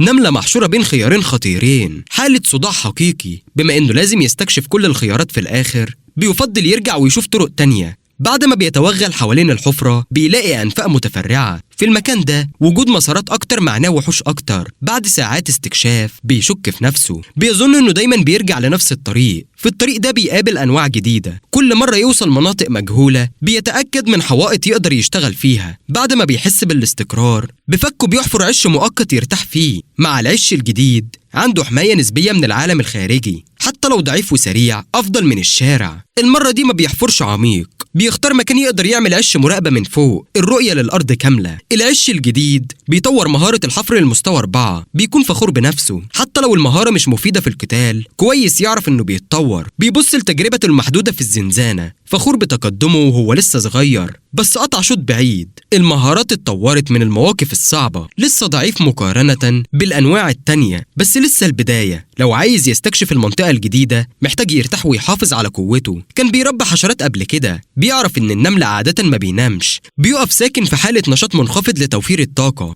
مع كده بيحب إحساس إغلاق عينيه مجازيا، يمكن عادة من الإنسان. بعد ليلة نوم كاملة دماغه صافية وأداؤه على أعلى مستوى. الوقت بيكمل الاستكشاف. هدف اليوم يكسب نقطة كتلة حيوية لتحسين البصر. بعد كده بيجرب جسمه، نظريا يركز على أرجل أقوى أو جسم أو فكوك أو غدة حمض. أي ترقية تخليه مرتاح وآمن أثناء الصيد. مع القتل والخبرة تكسب مستويات أعلى، والزيادة في الإحصائيات تساعده يكبر ويبقى نملة كبيرة. الاختفاء مستوى 3، وبيأمل إنه يتطور مع مراقبة وحوش جديدة. أول طريق، اتخذ مشي على نفق محدد شبه الطريق اللي عدى عليه قبل كده. المرة دي بالتأكيد دار حواليه عشان يقرب من مكان تجمع الجنود. بيبص للجانب المشرق، عنده خريطة تقريبية بتتكون في دماغه، أنفاق كبيرة كطرق رئيسية والأصغر متفرعة. الأكبر طرق فيها أخطر وحوش، الأصغر للوحوش الأضعف. ضيع وقت كتير بطريق خاطئ. يومه بدأ على نغمة سيئة. مع فهم أفضل للمنطقة بيقرر بحكمة، بيأمل يلاقي اللي بيدور عليه في الطريق ده. مركز على إيجاد مصادر كتلة حيوية جديدة. مش حاسس إن إحساس النفق وصل مستوى 3. محاولة رسم الأنفاق بدقة أكسبته خبرة في إحساس الأنفاق. غريب إنه النظام يقدر يراقب تفكيره. قريب من العش المؤقت بيلاحظ نوعين وحوش جديدين. الأول جرز ب3 ذيول، كل ذيل فيه شوكة قاتلة، الجرزان مخيفة. الثاني كائن رخوي بجسم طويل ولزج وأشواك ملونة، بيضمن إنها سامة بطريقة ما. ضعف حجمه ضعف حجم نملة، قادرين يتسلقوا الجدران. من الحكمة إنه يتجنب أثرهم لتأمين نفسه. أثناء تفكير الهدف للصيد بيسمع الصوت اللي مستنيه، أصوات الفوضى من وحوش ومخالب. متحمس للفكرة بيجري زي ثعلب ظل. بما إنه عنده نظام غريب زي اللعبة بينوي يعرف إزاي يشتغل وكل التفاصيل. عنده أسئلة في دماغه، إزاي النظام يدي خبرة لما الوحش يموت؟ هل بتتقسم بين كل اللي ضرب أو بس للي يدي الضربة الأخيرة؟ حسب ما شاف مفيش إعلان خبرة خلال القتال. الرسالة بتظهر بعد موت الفريسة. ده بيأكد إن الخبرة بس بعد الموت. عشان يجاوب الأسئلة لازم يجرب نظريات. لحسن الحظ السيناريو المثالي، الأصوات كانت من حرب كاملة ضد وحش تمساح وجيش من مئويات. بيقسم على لحية جاندالف، بيكره المئويات من قلبه. بتتزاحم وتفتكر نفسها عظيمة. من الشكل التمساح مش هيسكت، خلاص قتل شوية من المئويات. الزاحف بيراقب كل خصم، عنده القوة والسرعة لتمزيق الوحوش. بس المئويات زلقة. بمقعد أول سعيد إنه يشارك في القتال. أول ما بيشوف مئوية متعب التمساح بيهاجم في نفس اللحظة. بيرمي ضربة حمض حرجة، الألم من الحمض بيشل المئوية. بقت فريسة سهلة للتمساح. زي مفترس جائع الزاحف ما بيسيبش الفريسة. بالهجوم الجريء التمساح معرض للرد، مستمر في الاختباء. بيشوف الرخويات ال3 بتتفرق. الأولى بتخنق التمساح من وراه وبتتلف على عنقه. هجوم قاتل لو مسك كويس. للأسف طاحت من ديل التمساح. لما عرفوا إن الديل سلاح، التانية والتالتة حاولوا يعطلوا الديل. غبية مش هتقدر توقف سلاحه الأكثر فعالية. أثناء تشتيت الوحوش بيرمي حمض على ظهر التمساح. الحمض مع السم من قتال الرخويات. الزاحف بيتحرك أبطأ.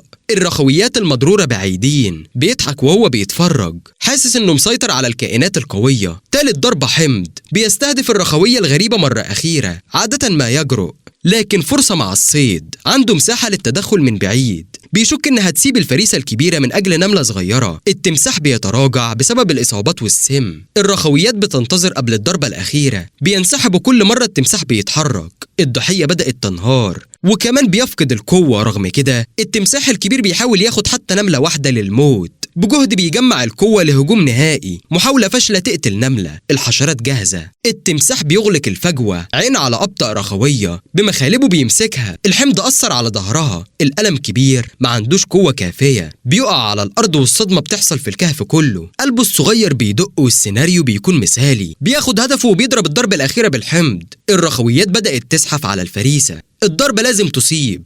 النملة الطماعة كانت هتروح للتمساح. واضح أكبر خبرة، بس أنتوني واقعي. بيستهدف أبطأ رخوية، بيضاعف الضرر. الرخوية بتتلوى وتتألم. الرخويات التانية مش مهتمة بصديقهم الميت، مركزة على أكل التمساح. مع فريسة أقل للمشاركة بفرحة بيقطعوا اللحم والدم بيتناثر. بما إنه ما خدش خبرة للتمساح ده أكد إن الضربة الأخيرة هي المهمة. الحمد لله قتل نظيف على رخوية بمستوى 3. كسب نقاط كتيرة، وصل مستوى 3 ونقطة مهارة. التمساح عمل 80% من الضرر، بس أنتوني خد المكافأة كلها بعد ما قرأ حصاده. لاحظ باقي الرخويات خرجوا. أكبر ترقية ليه مستوى الاختفاء وصل 5. مدح جاندالف على الكنز الكبير. حكمته ولحيته وعيونه مثيرة للإعجاب. دلوقتي نشوف سطح البشر. ألبرتون خبير الأساطير من ليليوهيم في أيليريا، درس موجات الوحوش في الكارثة المعروفة بالتمزيق. النهاردة ألبرتون في طريقه لاجتماع مهم في القصر الملكي مع القائد تيتوس. بيتكلموا بشكل عادي، شكلهم يعرفوا بعض من زمان. ألبرتون عصبي النهاردة، منزعج يحضر الاجتماع، بيشوف جدول اليوم دعوة رسمية للتجنيد أمام المحكمة مش اجتماع عادي. القائد تيتوس بيعترف إن كل حاجة مترتبة من عمة ألبرتون المحبوبة، بيكون سيد المعلومات، مش عاجبه يواجه الست دي. بيبتسم القائد تيتوس وبيمدحه عشان كبر وبقى جندي شجاع ومبدئي، بيحترمه وبيمزح معاها وبيقول له خلي بالك من كلامك، بيذكروا انه لازال قائد على طول. بيضحكوا مع بعض وعندهم تاريخ طويل مع بعض. بيوصلوا للبوابة اللي المفروض يحصل فيها الاجتماع، بيلاقوا شاب بيجري يخرج، بيحييهم وبيحترمهم وبيوديهم للقاعة الداخلية. بيتفتح الباب وبيتغير الجو تماما في قاعة منورة بالشمس الغاربة. بيكون بعض أهم الشخصيات في البلاد متجمعين. في آخر القاعة ست قاعدة على عرش مزخرف، بيستقبلوا القائد تيتوس وسيد المعلومات ألبرتون باحترام كبير جدا. بيتمشوا ناحية الستة اللي على العرش وظهورهم مستقيمة ووشوشهم جادة. الناس اللي وصلت قبلهم عندها ردود فعل مختلفة. شخص واحد شرير بيستدير وبيغمز ليهم. بيبص القائد تيتوس لألبرتون الجامد وبيتنهد. بيحترموا الست اللي ماسكه الحكم. الست بتديهم ابتسامه دافيه وبتسمح لهم يرتاحوا، مبسوطه تشوف ابن اخوها بعد فتره طويله. ألبرتون غرق في الدراسه عشان يبعد عن ضيق الحياه الملكيه. القائد تيتوس عارف ان الملكه عايزه تجيب ألبرتون الغبي من الكهف بتاعه عشان ينظف نفسه. الكل موجود. الملكه بتبدا الاجتماع رسميا، بتجمع ممثلين من اهم مدن المملكه، عايزه تناقش النشاط في الزنزانه والخطه المستقبليه. بيبدأ القائد تيتوس بالكلام، بيقول إن مستويات المانا في الزنزانة بتزيد بسرعة. حسب تقديرات فريقه المملكة ممكن تواجه موجة في الطبقة الأولى في خلال 3 أيام أو 4. كمان الجنود شافوا نملة وحشية طالعة قريب من السطح، ده مسبب قلق كبير بسبب الطبيعة الخاصة للكائن ده والتبعات المرعبة لوجوده. التوتر ارتفع والقلق زاد.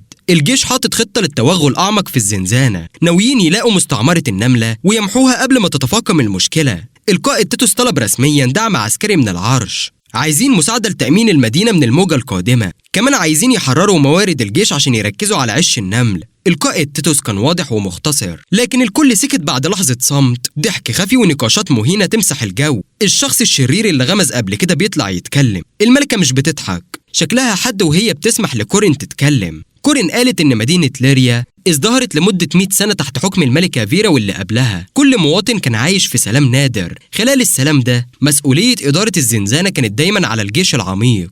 رغم إن الغوص في الزنزانة بقى جزء مهم من اقتصاد ليريا، ناس كتير شايفة الجيش قوي وبيستنزف الموارد. زي ما العادة القائد تيتوس وجيشه بيطلبوا دعم أكتر عشان يدافعوا عن المدينة. كورين بتمثل اتحاد المرتزقة وعايزة ترخص لنفسها السيطرة على الوصول للزنزانة. عايزة تدير الموارد بشكل كويس وتوعد بحماية شعبها أفضل من الجيش. عندها دعم من نقابة التجار وممثل النقابة رجل سمك قال توقعاتهم إن التنظيم هيضاعف أرباح المملكة في 2 سنين. الملكة فيرا قطعت عليهم ورفضت طلب كورين مرة تانية. مش عاجبها الهجوم على الجيش، قالت لهم يرجعوا يذاكروا التاريخ. الأرض اللي اتبنت عليها المدينة كانت ملك المملكة تانية. الملكة مش هتغلط زي الحكام السابقين وتقلل من خطورة الزنزانة. حذرت الجميع إن الزنزانة خطر. الجيش العميق حرر الأرض من زمان، عشان كده حكام ليريا هيستمروا يثقوا فيهم. كورين قالت إن ازدهار المستقبل أهم من التاريخ القديم. الملكة وافقت على خطة القائد تيتوس، وعدت بحماية المدينة. لما اتسأل تيتوس لو واثق إنه يقدر يتعامل مع الموجة ومستعمرة النمل، أكد إنه الجيش العميق هينفذ. الجيش موجود من 3000 سنة تحت الأرض، محدش يقوى عليه. لكنهم ما قابلوش أنتوني لسه. بيكون بيحاول يخلص حصاده وبيفتح فريسته، بيشوف الداخل وبيكاد يتقيأ. رغم كده بياكل عادي. مهما كان المنظر والريحة والطعم ما يقدرش يفوت فرصة زيادة الكتلة الحيوية. أول شوية عضات صعبة بالكاد يقدر يبتلع لحمة العنكبوت. دماغه بتقول الجوع أفضل من الطعم الكريه. صوت الماضي ساعده. الجثث اللي اتكسرت بتتجمع في الأرض. بيلاقي ده غريب جدا. المواد المتبقية بتلمع بضوء شديد كأنها بتتشرب في التربة. ده لغز جديد ولا إيه؟ بيركز على الأهم. عنده 3 كتل حيوية ونقطة مهارة. بيقرر يطور نظره للمستوى 3. عايز تحديث لنظامه. طريقة تقييم المخاطر قبل القتال ثابتة. بيختار تطوير النظر. الألم شديد، بيتدحرج على الأرض زي كل مرة. الألم غير محتمل حرفيا، بيوصفه كأنه سرب نحل غاضب هاجم عيونه. بيعيط من شدة الحكة. بعد ما هدي الألم شوية ظهر خيار استخدام نقطة المهارة. بما إنه متألم جدا اختار نعم. التخفي وصل المستوى 5، بقى فيه ترقية متقدمة. التطوير بيحسن قدرة الهروب والبقاء بدون ملاحظة. الفرحة كبيرة، مستعد يغزو الكهوف ويجعل كل المخلوقات تخضع ليه. الوقت دلوقتي عاقل، الوقت دلوقتي دور العقل. حتى مع الترقيات الجديدة بيختار يختفي ويستمر في الاستكشاف ببطء.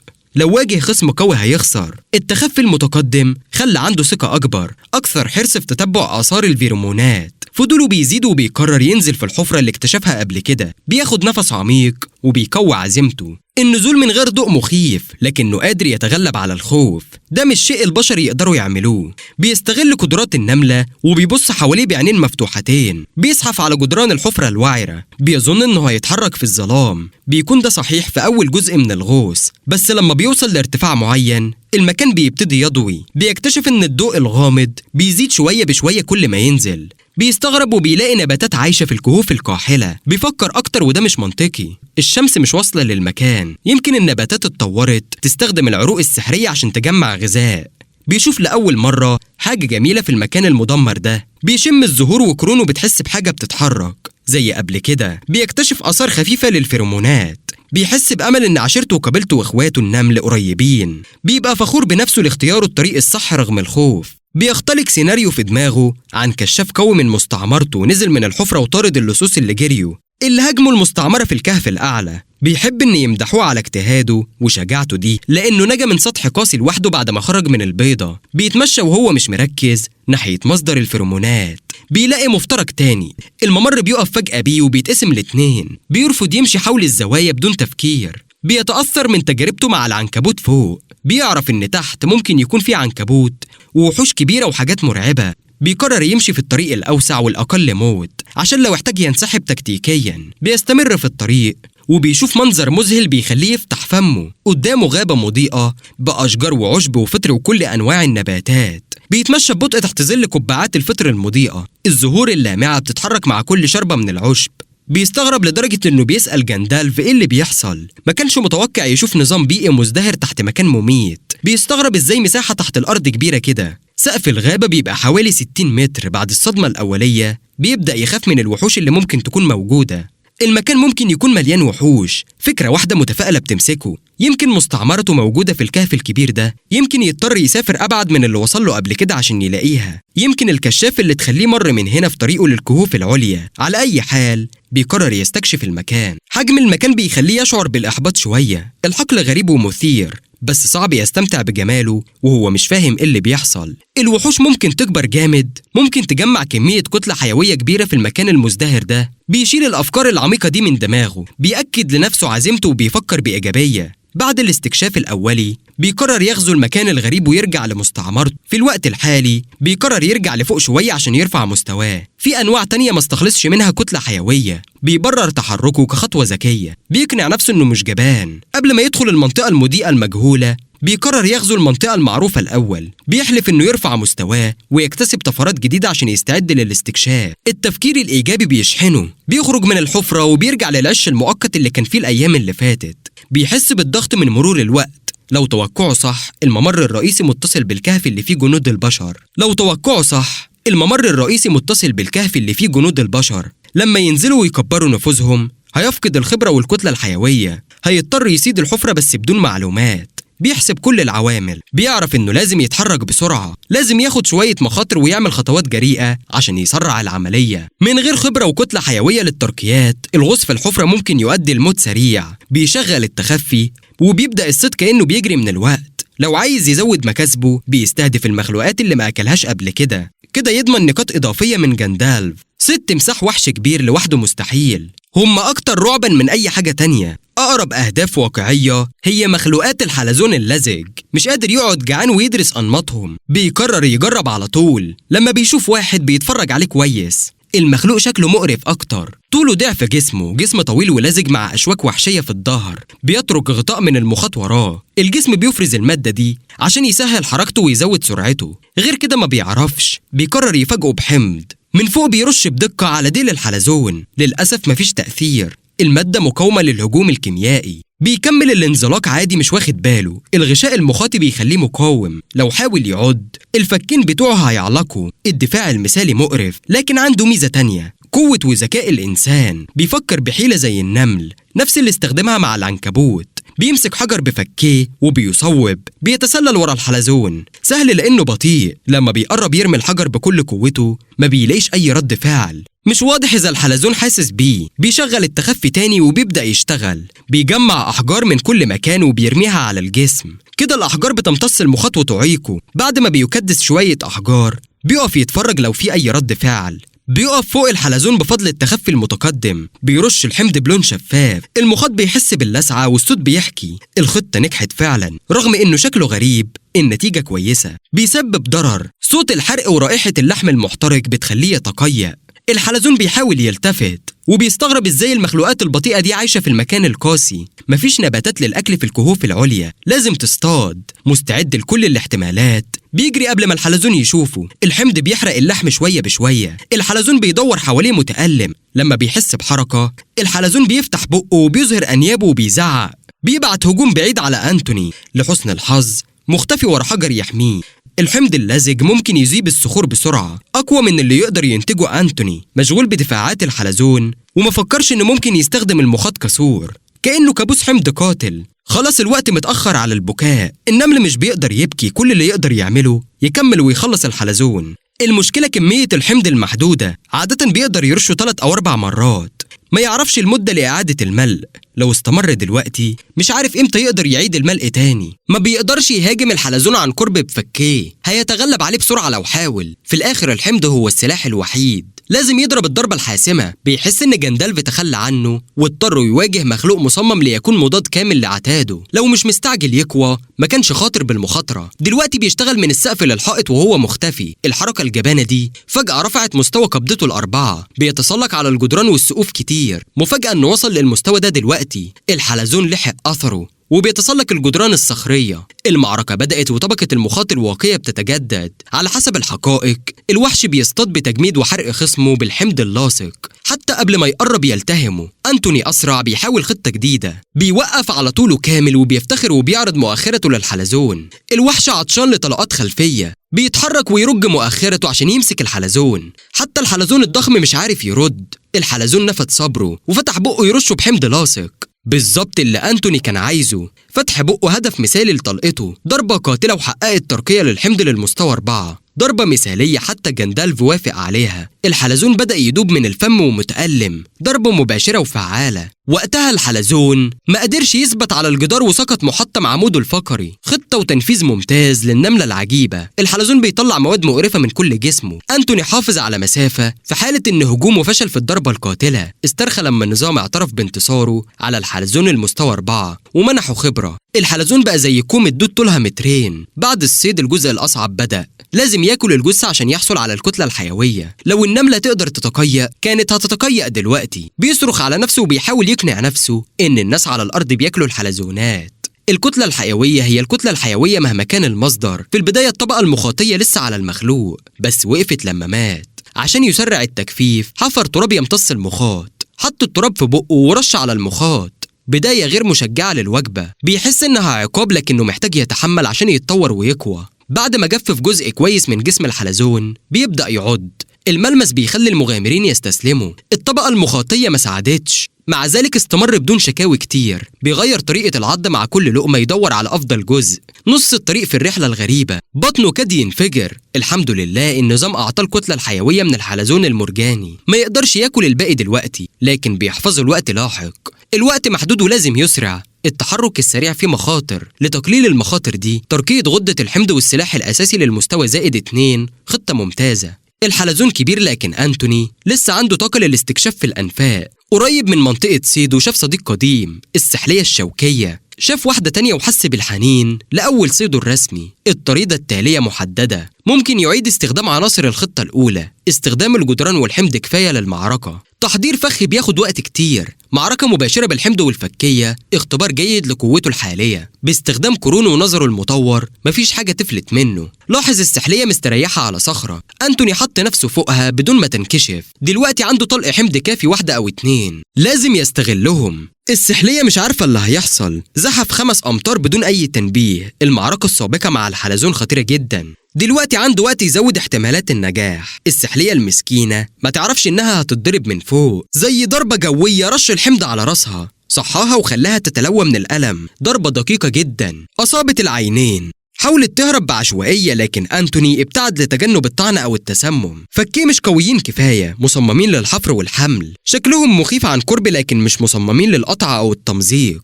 الأسنان داخل الفك مسطحة. بعض النمل عنده فكيه حادة وقاتلة. نمل الفخ والفك المشدود قادر يغلق بقوة. أنتوني ما عندهوش القوة دي، عضته زي الضغط مش التمزيق. كل عضة بتسبب ضرر بسيط.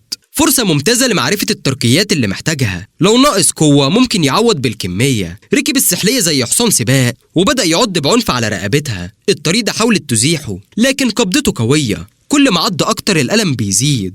السحلية اتجننت. بعد عدد لا نهائي من العضات الصغيرة السحلية ماتت. مهارة العض وصلت للمستوى 4. المخاطرة نجحت فعلا وحصل على ترقية ممتازة. أنتوني فخور بنفسه على الفوز بالسحلية بالشجاعة والمثابرة. على السطح القائد تيتوس عالق في مكتبه بيراجع جبال من الأوراق. الهدوء نادر الأيام دي. حركة الملكة بتقديم الحرس الملكي مفاجأة لكنها مفيدة جدا. الجيش توقع جنود عاديين، لكن الملكيين أفضل من حيث الجودة والانضباط. لما وصلوا الزنزانة كل حاجة مشيت بسلاسة. التجهيزات تسارعت. الأمور بتتحرك أسرع لما اسم الملكة يكون مرتبط بيها. تيتوس بيفكر في الحصول على حجر الخشب مرة تانية.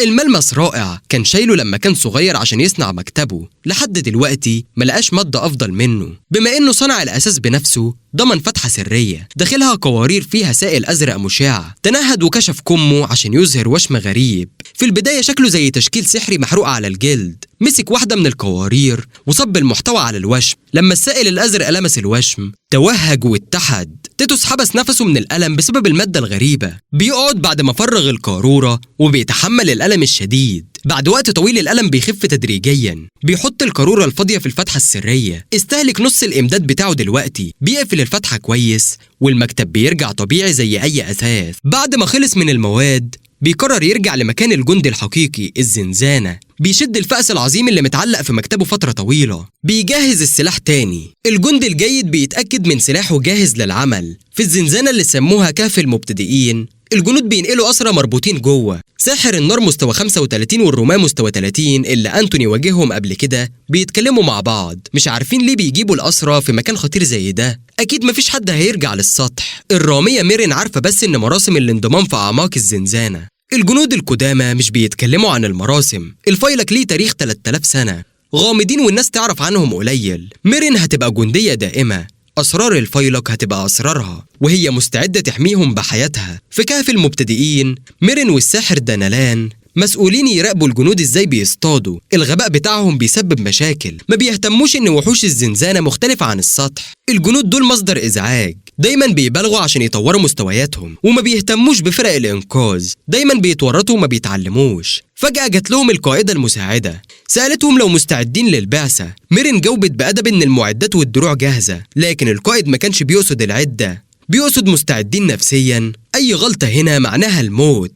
دانالان وميرين متقفلين على الترقية لما ينزلوا لتحت. مناسبة مهمة لكل جندي، لازم ما يخلوش الاحتفال يشتت انتباههم. بعد ساعات هينظفوا المنطقة العليا ويجهزوا المعسكر الأمامي في الغابة. نرجع لأنتوني. يوم صيد مزدحم وعدى. المخاطرة الكبيرة جابت مكافأة أكبر. الظروف أجبرته يكون عدواني وده أتى بنتيجة. متحمس يشوف تقدمه والغنيمة. بعد ما أكل السحلية الشوكية والجزء المتبقي من الحلزون المرجاني كسب نقطتين كتلة حيوية. بعد ما شبع استمر في الصيد ولقى حلزون مرجاني معزول. بعد ما وضع نفسه في مكان مناسب قرر الخدعة اللي استخدمها مع الحلزون الأول. الحلزون البنفسجي ما كانش مقاوم. لما فتح بقه لرشه بالحمض أنتوني ضربه بالحمض الساخن واللزج. الضربة في الفم دايما ضربة حاسمة. اتأخر شوية في التوقيت وترش بالحمض. وجود الحمض على جسمه كان سيء، لكن الحرق خلى صحته تنقص 10. جزء من ظهره وقشرته اتدمر جزئيا. بعد ما رجع للصحة الكاملة مؤخرا اضطر يرجع للمنطقة الحمراء. حتى حرق جزئي أخد تلت الصحة. لو غطى أكتر كان خطر على حياته. في اللحظة دي حاول يركز على تطوير القشرة لتعزيز الدفاع، بس في أجزاء كتير محتاجة ترقية. بعد معركة الصبر الدقيقة قتل الحلزون البنفسجي. أكل الحلزون رجع له جزء كبير من الصحة. رجع شريط الصحة تاني للأخضر. بعد الوجبة المقرفة حاسس إنه رجع لصورة الكمال بتاع النملة. شاف قائمة الترقيات، شوية مهارات أساسية محتاجة ترقية. بس مش هيضيع فرصة تطوير السلاح الفعال. الحمض ممكن يترقى لحمض محسن، جودة أعلى بتعني دقة أفضل ومدى أطول. بمدى أطول يقدر يضرب من مسافة أكبر بأمان. صيد نمر الذئب الواحد بدأ بخطة الخداع والحمض. بعد القتل مهاراته قربت توصل للمستوى 4. كان نفسه يكون عنده نقاط يطورهم كلها. فقدان الخبرة كارثة. إدارة الكتلة الحيوية القليلة صعبة. لو ممكن عايز يطور نظره للمستوى 4. نظر ممتاز ضد الوحوش الأخرى، مهم للصيد والراحة من المفاجآت. الأفضلية الحسية لازم ما تضيعش. ممكن يتعرض لكمين وحش خطير. النظر كويس بشكل عام، لكن لزيادة الكتلة الحيوية رفع مستوى الحمض مباشرة خيار ممتاز. بعدين بيبقى عنده كتلة واحدة يطور رجليه أو قشرته أو فكيه، كلهم بيحسنوا قدراته العامة. مستوى -1 في الأرجل بيزيد الحركة، مفيد للاستطلاع والهروب والمطاردة والقتال. ترقية الفكين مش جذابة دلوقتي، محتاجة كتلة كبيرة لنتيجة ملموسة. دلوقتي الطريقين المتاحين زيادة النظر للمستوى 4 أو زيادة غدة الحمض -3 مع الأرجل -1. طبيعة الحذر تخليه يميل للطريق الدفاعي، هيدخل بيئة جديدة قريب. كل ميزة مهمة للبقاء. بعد تفكير كتير أنتوني اشترى ترقية العيون ب4 كتل. زي قبل كده العيون اتعرضت لألم رهيب، اتدحرج على الأرض محاولا ما يخليش عينيه تتأثر. العيون بتكبر وتمتد جوه محجر العين، القشرة بتتحرك عشان تعطي مساحة. أنتوني دعا الجندالف يوقف الألم. الطفرات رائعة، لكن الألم نتيجة الزعيم القاسي. بعد وقت طويل الألم خف والنظر اتحسن، الرؤية الجانبية توسعت. مش مثالي، لكن أنتوني الحالي بعيد عن النملة الصغيرة اللي اتولدت في بان جنجيرة، قريب يلتقي مع المستعمرة. دلوقتي صيد وتجميع الخبرة والكتلة الحيوية بكفاءة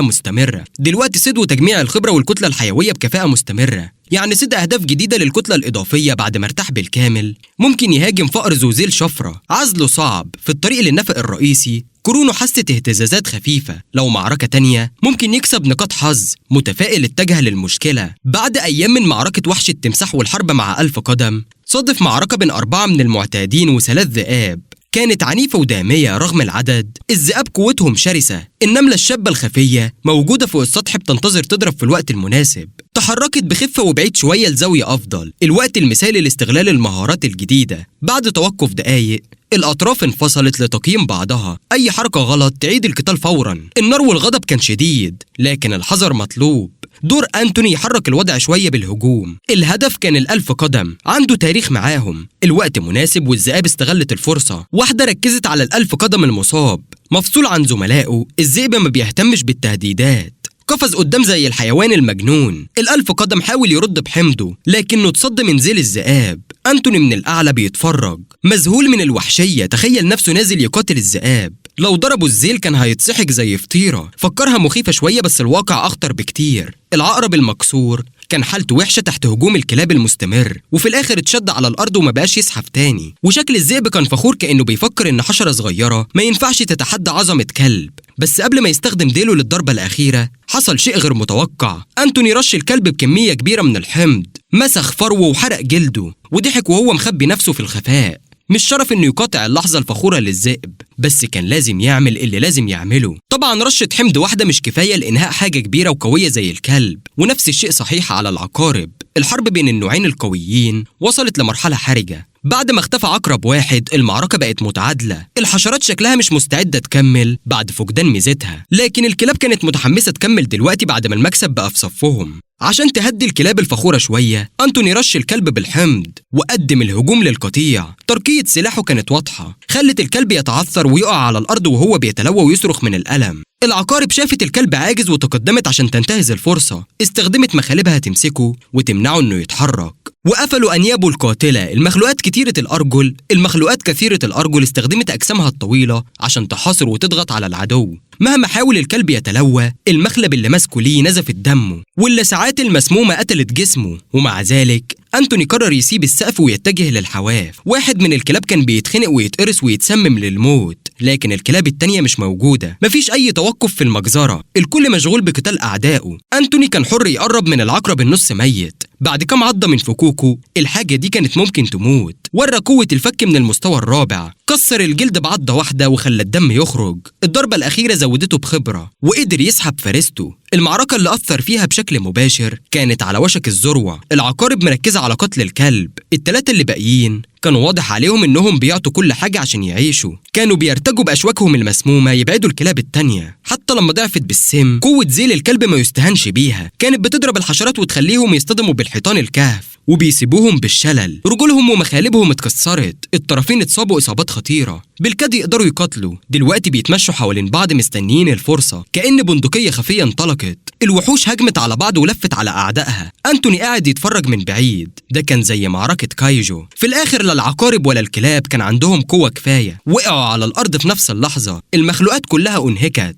أنتوني حر يمشي وسط الخراب الدموي، كل المخلوقات على وشك الموت. مش أخبار كويسة ليهم، بس كانت زي الكريسماس للبطل بتاعنا. حط إيده على ظهره وبيفتخر بنفسه، كان زي قائد أوركسترا في الحفل. كل المخلوقات اللي صحتها قليلة كانت عبارة عن فرص مجانية لاكتساب خبرة وجمع كتلة حيوية. جراء لابروس دراكو كانت من المستوى 3 ل 4، والعقارب المخلبية كانت من المستوى 2 ل 3. كل واحدة اديته خبرة مختلفة، بس مجموعها فاق كل اللي جناه قبل كده. شريط الخبرة بتاعه طار لفوق ووصل للحد الأقصى، وفتح له قائمة التطور. إشعار النظام كان موسيقى لودنه. أنتوني نزل على ركبته وقعد يدعي لجاندالف. بعد ما خلص الضربات الأخيرة، جه الوقت ياكل من اللحم الميت. عض شوية من كل جثة عشان يمتص الكتلة الحيوية. كان سامع صوت مستمر بيكبر، وكان لازم ياكل زي الجشع عشان يزود الكتلة الحيوية. وكان حاسس بحاجة غريبة إن الصوت جاي ناحيته. بعد ما عض من لحم جرو لابروس دراكو، كائن جديد مش متسجل عنده أخد كتلة حيوية إضافية. هيبقى تنين ذئب مخيف. أنتوني كان نفسه يقعد ساعة كمان أو حتى 10 دقايق، بس صوت خطوات المارشنج كان بيكبر. كان نفسه ياخد شوية معاه، بس بطنه مليانة من كل اللحم اللي أخده ومش قادر يتحرك كويس. فجأة افتكر حاجة قرأها في أبحاث النملة عنده. بعض النملة عنده معدتين. الكشافين والعمال مش دايما بيرجعوا بالفريسة للمستعمرة، ساعات بياكلوا ويملوا المعدة الاجتماعية. لما يرجعوا للمستعمرة بيستفرغوا الأكل اللي جمعوه. ده مقرف شوية بس عملي. بعض العمال بيبقوا زي خزانات متنقلة، بياكلوا جامد عشان يطعموا المستعمرة. لو المعدة الشخصية مليانة، يمكن الوقت جه يستخدم المعدة الاجتماعية. تجاهل صوت الخطوات وأكل الجولة التانية عشان يجمع كتلة حيوية أكتر. العقارب والكلاب الميتة اتاكلت بالكامل، اللحم والأمعاء اتحشمت من فكوكه. وهو مستغرق في الأكل، فجأة رجع للواقع وشاف لامباير بيقرب منه بسرعة. جري على طول. كل المكاسب كانت هتضيع لو البشر شافوه. كل اللحم في معدته كان بيسكل عليه وبيبطئه، ولما وصل لحافة الحيط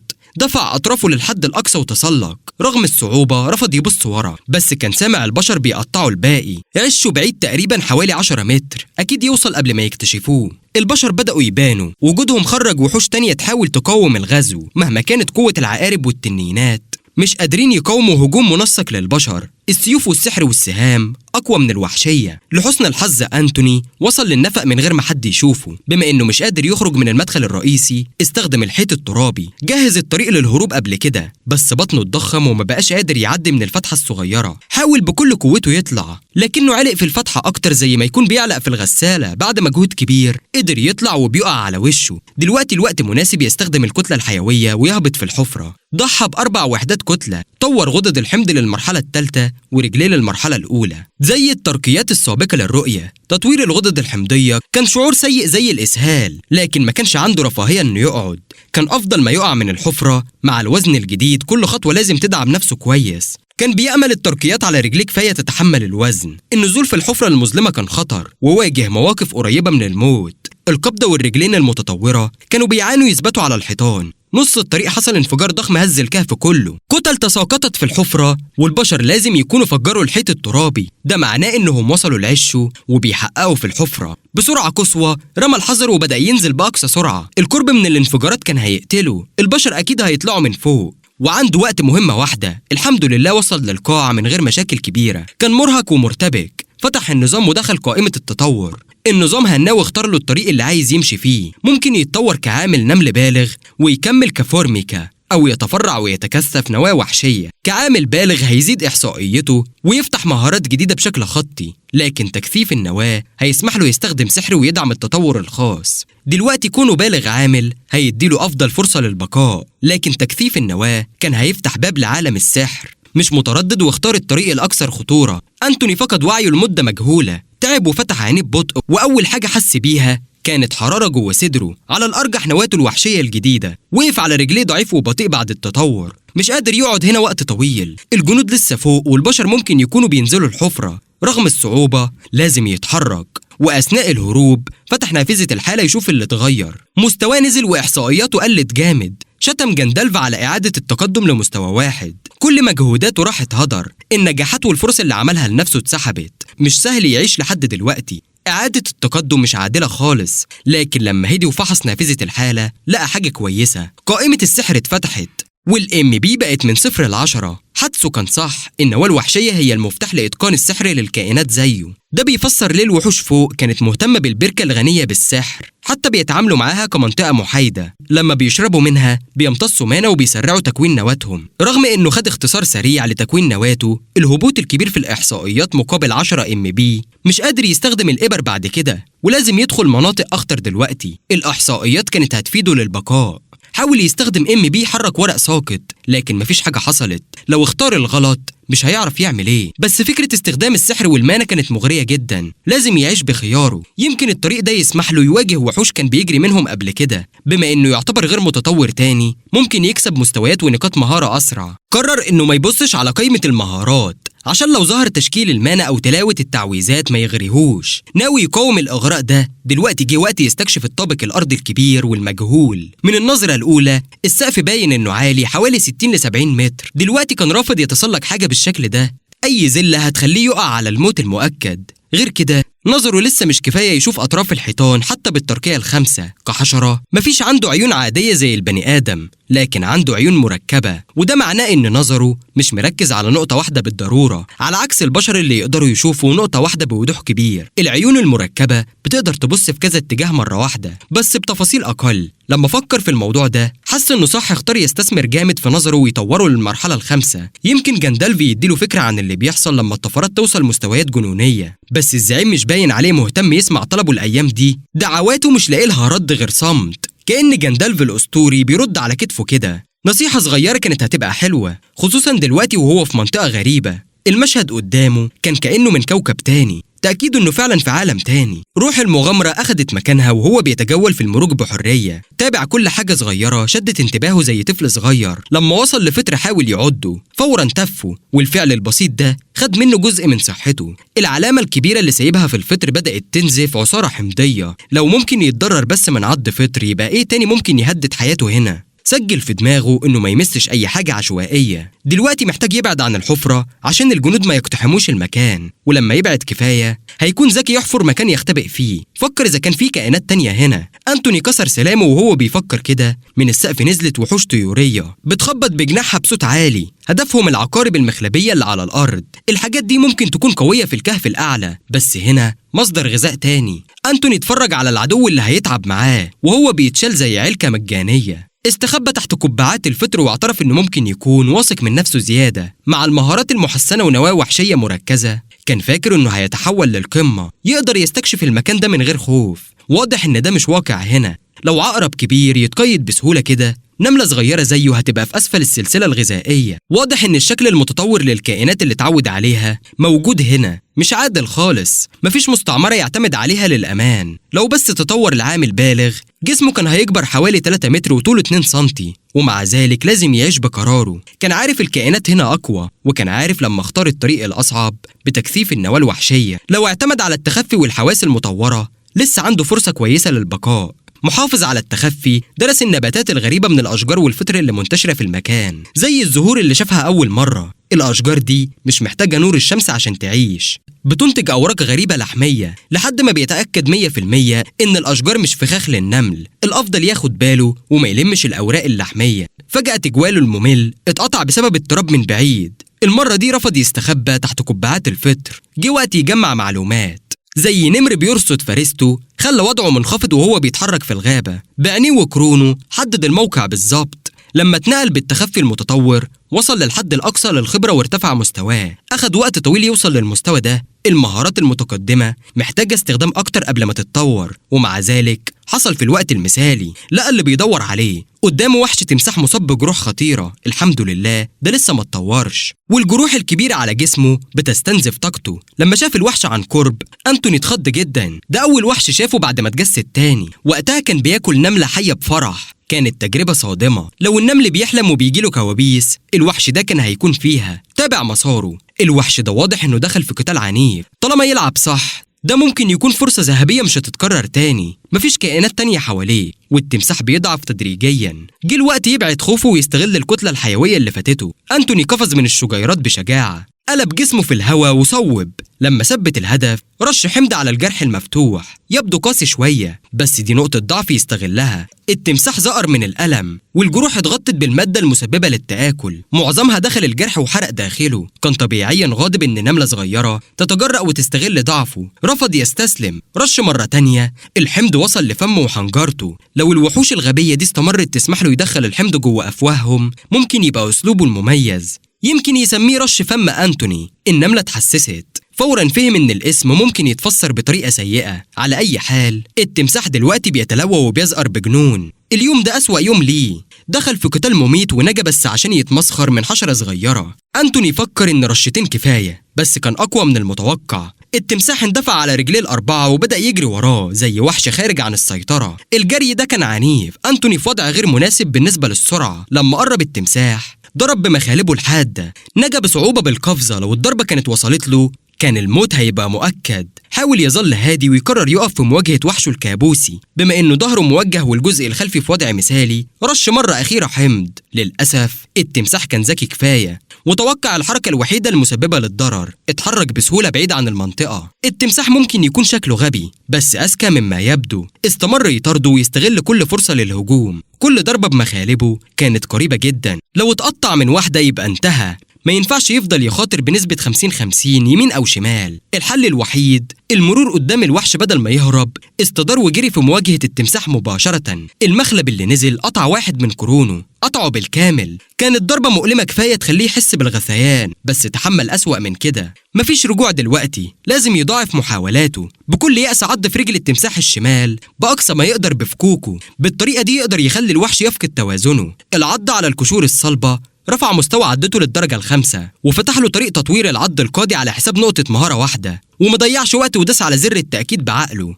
قبل ما التمساح يهرب كان عايز يحط كل حاجة على المحك في محاولة أخيرة. على عكس العض بالنار اللي بالكاد اخترق القشور، العض التاني عمل صوت فرقعة وكان الصوت مسموع وجذب الدم البارد للزواحف. حاول أنتوني يمسك نفسه لكن التمساح ضرب ذيله بقوة، اتخبط على صخرة قريبة والصدمة خلت روحه تطير من جسمه. يا ترى أنتوني هيعمل ايه؟ ده اللي هنعرفه في الجزء الجاي من الحكاية. ما تنسوش تصلوا على الرسول صلى الله عليه وسلم، وما تنسوش اللايك والكومنت على الفيديو عشان ده اللي بيشجعنا استمر. أشوفكم على خير في الجزء الجاي من الحكاية. سلام.